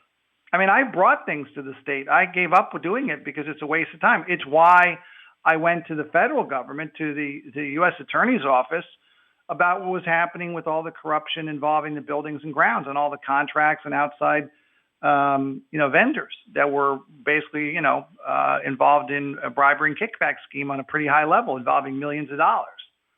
Okay. Because you can't go to the state. I already know that. So we don't really have that. So the only way we're going to get that is if the board itself, the individual board members, we're actually going to demand accountability from the superintendent and explanations for the kind of questions I'm raising, and not just talking, not just sitting there at a board meeting and saying whatever the person wants to say, but producing documents. Okay, I want to see the communications that the school district received on CDC guidance. I want to see the timestamps, the emails, and I want to see the CDC side of those communications as well, so we can know that we got everything. And then I want an explanation of why the things don't match. Now, that's going to be up to the school board. Now, the problem is, and people don't necessarily understand this, the way school board members are trained, what they're inculcated in, is the idea that once you're on the board, you are actually part of the administration, right? So you operate as a unit. Yeah, but your oversight. I'm saying what you already know, but go ahead, Paul. I'm just saying they're inculcated with this idea that, the job of the board is to be in line with the superintendent. Okay, that's the value system of typically how boards are. Now, this board hasn't been doing that for 2 years. Okay, they have been what is known around the state as a rogue board. They're not following really any of the sort of norms of how boards function. You hire a professional, you let them make the decisions about curriculum and different things like that relate to education, and boards stick to financial oversight, dealing with policy issues. And the one and only hiring and firing decision that they're supposed to be involved in is the superintendent. This board's gotten involved in itself in things like hiring and firing house principals at the high school and other people that are so far down the org chart that the board members shouldn't even be able to see those people. It's surprising they even know their names. They shouldn't be involved in that level of granularity. How did they justify that? I know in some of our previous conversations, when there was that period where the superintendent might go and then he was gone, and then Parvey came in and Richardson was let go. I think they justified some of it by saying, well, we're just trying to grab control, even though it was inappropriate. But why, even if one would give them slack for that, why would they continue to do it? Well, I've already talked many times about the fact that the board is out of control and is considered statewide as a rogue board. Wow. And therefore, a place that people don't want to go work. That's why we've struggled to fill positions, okay? That's why if you make a list of the bottom 5 school districts in New York State, certainly New York City would be on that list. Mm-hmm. East Ramapo would be on that list. Newburgh would be on that list. East Ramapo's a disaster. Yeah. Well, let me ask you a question. Bob, my point is that's where we're hiring from. We're hiring from New York City, Newburgh, and East Ramapo, okay? We're not hiring from Somers, Scarsdale, okay? School districts, some of the better school districts in Long Island. We're not drawing from those school districts because people who have good jobs and good quality school districts have no desire to come to New Rochelle. Okay, now let's back up one step. You talked about the state. Now, I remember, and it was when I was at WFIS, it was up county. I covered the East Ramapo story a little more closely than we do down here. When it was clear to everyone that money was being diverted from public schools to private schools, everybody knew it. The governor knew it. My granddaughter probably knew it. And now, I'm not going to discuss yet the legislature, but the education czar up in Albany did nothing. Is that where this fish stinks to, in that organization, in the political zeitgeist in Albany. And then now I know, and I guess it's a new senator that took over the Committee of Education Oversight. Does the legislature do any of their responsibilities well when it comes to education oversight? In other words, I'm saying too much. What's gone wrong in Albany? Well, basically, the legislature in New York State is bought and paid for by the teachers union. Mm-hmm. So our school systems are really run by NYSET for the benefit of the teachers. Mm-hmm. My wife is a teacher, and I'm very happy that she gets paid a high salary with generous benefits. But the reality is that you cannot get oversight of local school districts out of the state because the people in the state are going to be under pressure from NYSET, and I'm going to give you a concrete example of that.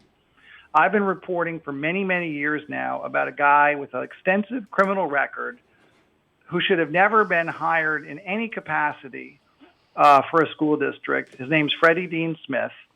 Okay, this is a guy who today, and I've been involved in this, is banned from the entire state of Virginia. He's banned from the entire state of Maryland. He is banned from the entire state of New Jersey. He is banned from the New York City school system. Okay? This is the guy who got caught plagiarizing when he was the superintendent of Mechanical Hills, but he had been in New Rochelle as assistant superintendent. And before that, he was in White Plains as a principal in an elementary school. When he was hired, he had just been sentenced for a felony conviction of endangering the life of a police officer and was on probation, or really, I guess, parole, whatever it would be, when he applied, for the job. The state has an office, OSPRA, O-S-P-R-A, it's Office of School Professional Responsibility, or whatever it stands for. They did an investigation of him. They found, I think, a dozen different criminal convictions, not arrests, convictions, misdemeanors except for the one felony I mentioned. And they told the White Plains School District to go ahead and hire him. Now, what is this that, by the way, when I first heard about this, I read stories you wrote about this and the links to others about it. This is amazing to me. How does this even happen? I'm saying that for the sake of the listener to mirror what they must be thinking, but just to tell them, I've binge read Bob's stories about this and the links to other stories that were there. This is phenomenal. Continue.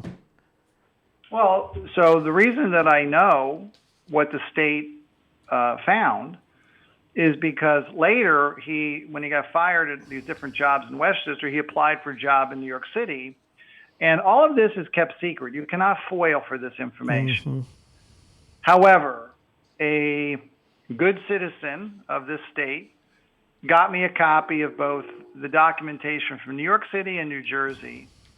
And New York City had a copy of his original OSPRA report that listed the dozen, roughly, convictions, including the felony, that had been pulled up at the time that he applied for his original position in New York. He had been in Virginia.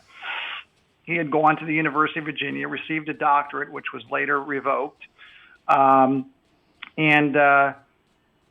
that's how I found out what the state knew at the time he applied to be the principal of an elementary school in White Plains, the post-elementary school.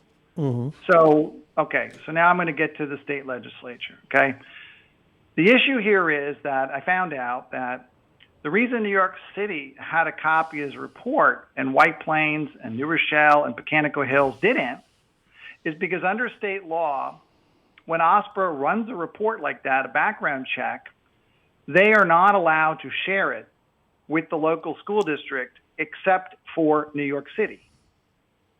So they did not give it to any of those other school districts. So what you're saying is these school districts who may have hired him did so blindly. Absolutely. They did not know. They do not run their own independent investigation. That's not how it's set up. They do the fingerprint background check. So when you apply, you've given your fingerprints, they send it to the state runs the background check. In this case, turned up numerous criminal convictions. People get confused on this point sometimes. These are not arrests where he was later found innocent. He was convicted many, many times, okay, for things like check fraud, peeping Tom, felony on endangering the life of a police officer. Good. What is this, Bob? I think there was an assault in there. What is this person doing now? These are all things that would obviously preclude you from working in a school at all, let alone being the principal of a school or the assistant superintendent of a district or even the superintendent of a district, all titles he held in New York. Do I remember that he moved now? He's got a job down south somewhere? Well, I have more coming on that, but he's bounced around a number of different places. Mm-hmm. He turned up in a school district outside of Philadelphia. Mm-hmm.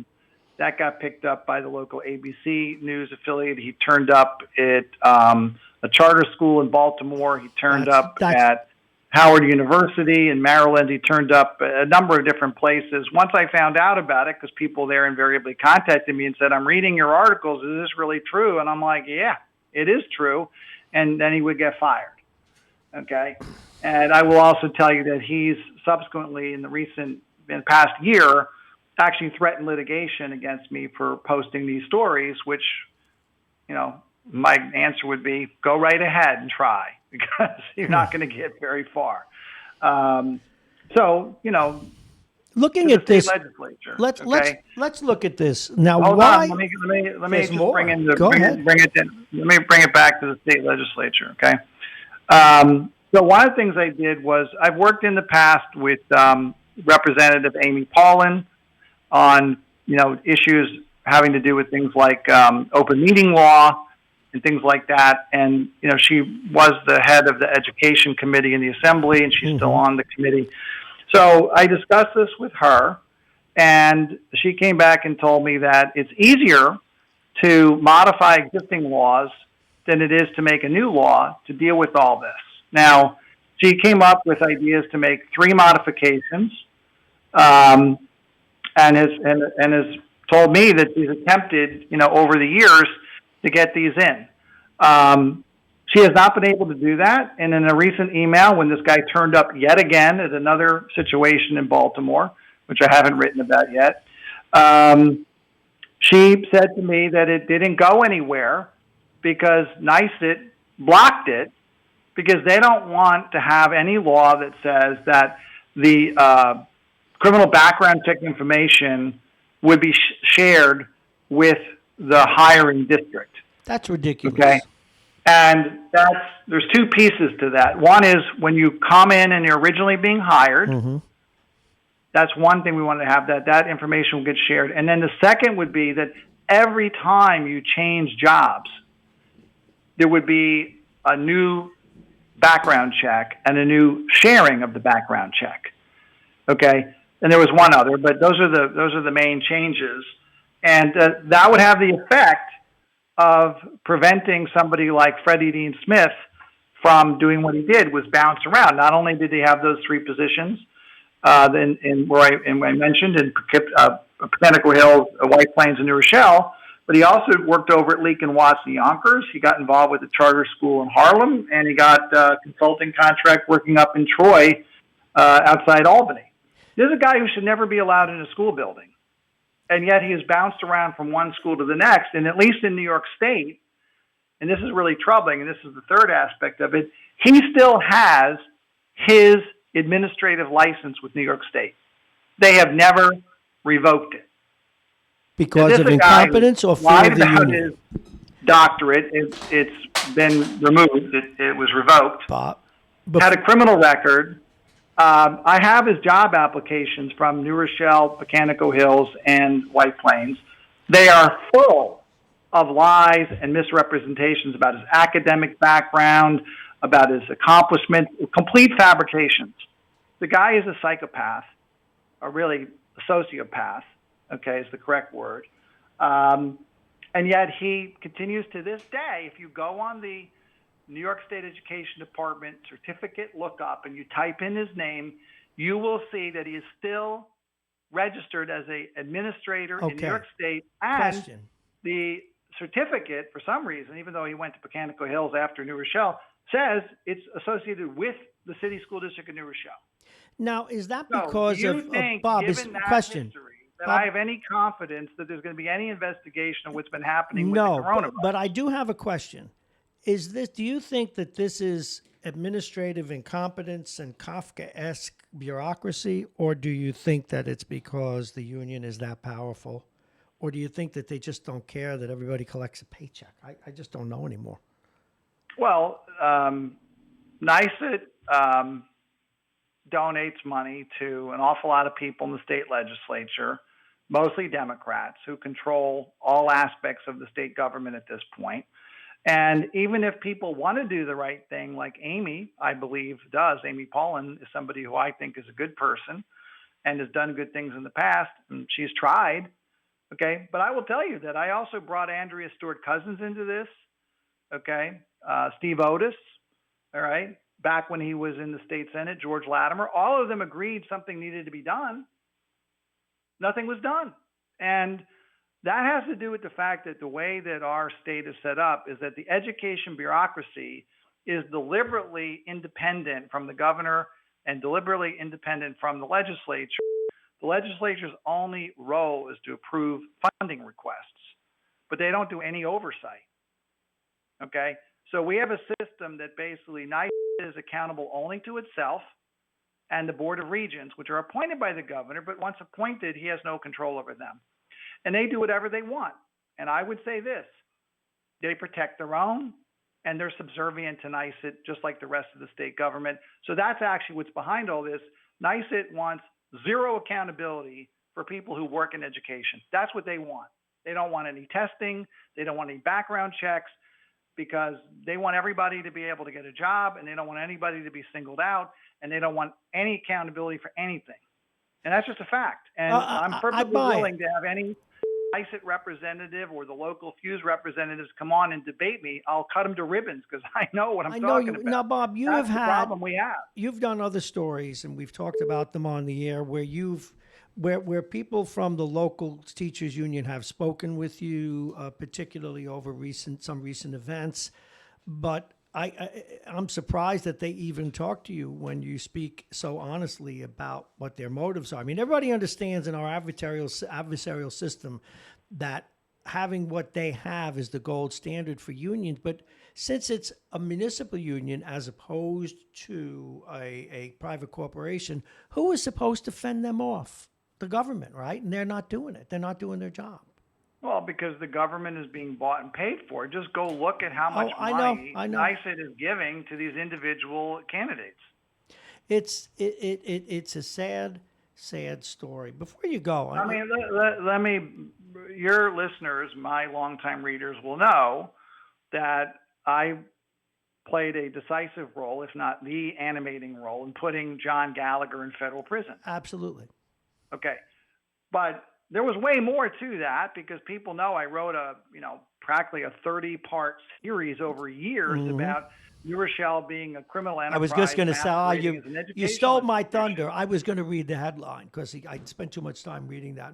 New Rochelle School District's a criminal enterprise. Let me ask your listeners this question: does anybody who's got any familiarity with what I wrote about in that series of articles believe that the employees in the district, the union leadership, the administration, the building principals, the departments, that they didn't know what I was writing about? That they didn't already know that? They had to know that.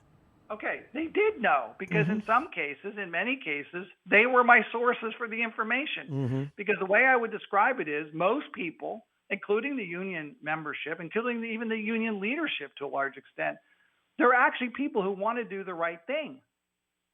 But the system they're in does not allow it to happen. You cannot remain as a leader of the union in the local level or at the state level if you do anything that undermines in any way anybody who's a member. And by the way, Freddie Dean Smith wasn't even a member of NYSET. He was an administrator. But it's the whole thing about, if they can get him, they can get the rest of us. So they, solidarity, band together. But on an individual level, of course, many of these people were appalled at what was going on. That's how I know. I'm not a mind reader. I'm reporting what people are pointing me to go look at. And that's how I was able to write a series like that went on for years. It exposed a massive amount of corruption and led to federal convictions. It should have led to more. And I might add to threats on you as well. It is 9:57. Our guest, Bob Cox, we're in our closing moments. He's the managing editor, the publisher of Talk of the Sound, considered the source since 2008. Things are always arguable, but arguably the best investigative journalist in Westchester. Bob, one of the things that and we don't have time to do it today, and I don't know if you've ever turned your microscope on this, but I have been troubled. And I knew that we had to give out school lunches, and I knew that if we didn't, some kids would go without eating. But has anyone ever really turned their attention, and this is for another day, but your first reaction to this, to what the causes of that are? I mean, we understand poverty, we understand parenting, but at the end of the day, for school districts perhaps to have risked the health of people, being concerned that people wouldn't eat, that ought to wake everybody up that there's an underlying problem that society's not dealing with. The richest country on earth. I think you're right that that's an onion best peeled when we have another hour. However, Yes. I'll say two things as we go to the close here. One is I'm very disturbed, again, about another, I don't know what you want to call it, misrepresentation, lie, whatever you want to call it. Yeah. At the press conference on March 11th, I asked a question about the food distribution, and what we were told was that this district was providing a list of names and addresses of students who are eligible for free and reduced lunches, and the National Guard was going to make home delivery only to those students who are eligible, okay, and that this was their plan, that those kids had to be fed. And there was a statement made by the board president, Amy Moselli, that they had to take certain precautions when it came to distributing food that was being paid for out of taxpayer dollars. Mm-hmm. So therefore, she said, it had to be kids who were eligible under the two programs I just mentioned. Okay, that was the day one of the closing of the schools. Okay, mm-hmm. But within a week, that had changed from just the eligible kids, which was about, let's call it 4,500 kids. Because remember, there was 3 initially, then all schools closed. So initially it was 2,200, then it became about 4,500. So we went from 2,200 to 4,500. Within a week, it was all school district students. So that's about a little under 11,000. Then last week, Dr. Fayou announced, she put out a statement, which I really didn't like, where she said, remember, the food that we're giving out is only for people 18 and younger. Well, that's like 17,000 people in New Rochelle who are 18 and under. That's 2-year-olds. That's dropouts. But that's isn't that right? But isn't that because they really couldn't identify the students? Is that the real reason that they had to do that? In other words, use a shotgun. They were able to give a list to the National Guard. They were able to give a list to the food distribution points. So no. So but why the hell say that? Kids are. I mean, see, I would have thought that would, I better use a shotgun because my rifle, I can't aim it. But you're telling me they're able to aim it, but they used a shotgun anyway. I don't understand why. I wouldn't say they're using a shotgun. I'd say they're using a fire hose. Well, yeah, okay, I'll live with that. And on top of, so it's 18 and younger, and not even from New Rochelle, just 18 and younger, and no checking as to who the person is who's asking or why they need food. So anybody can go up and say, I have 2 teenagers at home. I need 2 food parcels, and they'll get it. So you went from 2,200 to 4,500 to 11,000 to 16,000, 17,000 to infinity in 2 weeks. We don't have that many students. Well, I mean, look, I don't mind if we're finding a way to get people who have food insecurity issues, as they put it, that they're getting food. I just don't see how you reconcile, well, we have to only do certain kids because there's requirements about how we handle the state, the taxpayer-funded meals, and they just can't go out to anybody. And so they're not doing that. Okay. Now, someone can explain to me why. I'm happy to listen, but I'm not getting any answers from anybody. So we're now basically feeding the world, anybody who wants food, regardless of anything, regardless of income, regardless of age, regardless of geography, where you live. And then I want to back that into my last point, which is I don't know this last point to be true, but a reader did post on Talk of the Sound that the school district was asked by Montefiore to donate about 600 pairs of goggles that they have that are for chem labs and for wood shop that are eye protection, and that the superintendent refused. And I'd like to know more about that too. Is that true, and why? Now, I had one person come in and say, well, maybe there's legal reasons.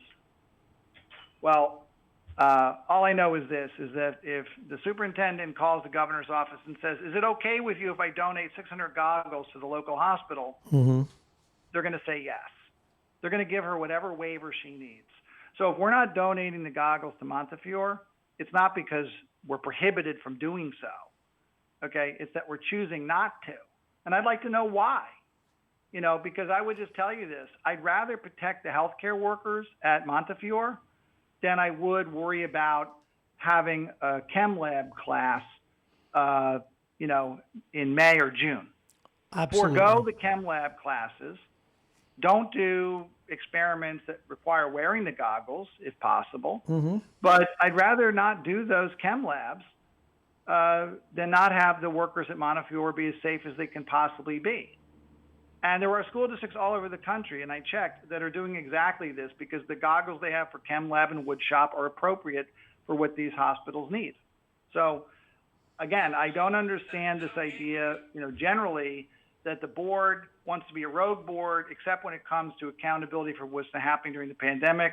I don't understand the idea that we can waive the law about how we're distributing taxpayer-funded food, beyond the eligible school children. And I don't understand why we're suddenly going to be so restrictive on the goggles going to Montefiore to protect healthcare workers. Yeah, that's just judgment. And I'll just close on this.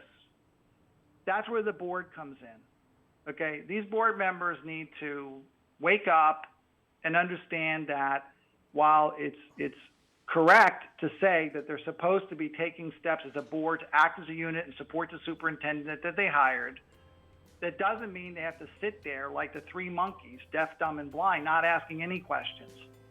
And at the end of the day, they are accountable to the voters. So I would say if we're not going to get answers, then you're going to get the kind of thing that's happened in the past, which is people are going to turn out to do two things. Mm-hmm. Vote down the budget, and they're going to vote out of office the people who are on the school board. And there's one person who I believe is running again, Chris Daniello, and he ought to think very carefully about his viability as a candidate if he's not going to actually speak up and represent the people who elected him and not the interests of the superintendent. Wow. And I would say that for all board members, but I think we have a serious problem here. I'm very upset about it. I obviously was very upset about what I saw with the food distribution. Mm-hmm. But it's bigger than that. And quite frankly, this goggles thing was kind of like the final straw. My attitude was, are you effing kidding me? We have things that could help people at Montefiore Hospital, protect them from getting sick and possibly dying. And we want to hang out on a technicality for something that we're not going to give them? Common sense. Thomas Paine wrote that book. Bob Cox, thank you very much. Talk of the Sound, consider the source, and we will look into the causes of why so many people need food. That slams the lid on things for today, folks. I have a number of people to thank. Bob Cox, of course, Vince Russo, George Latimer, Jake Calden, Janelle Albritton, and she has more information she's going to get us. Steve Callis, Tom Avenante. We couldn't get him in today, but we will be talking with him in the next couple of days to discuss how you can apply. And we're going to do some homework about the application processes for you if you need a business loan or for that matter, other relief that will be coming from the federal government and elsewhere. We also want to thank our sponsors today. United Hebrew of New Rochelle, a top-rated campus of senior care. Visit uhgc.org. Aging Issues Management, the law firm of Payne and Kahn.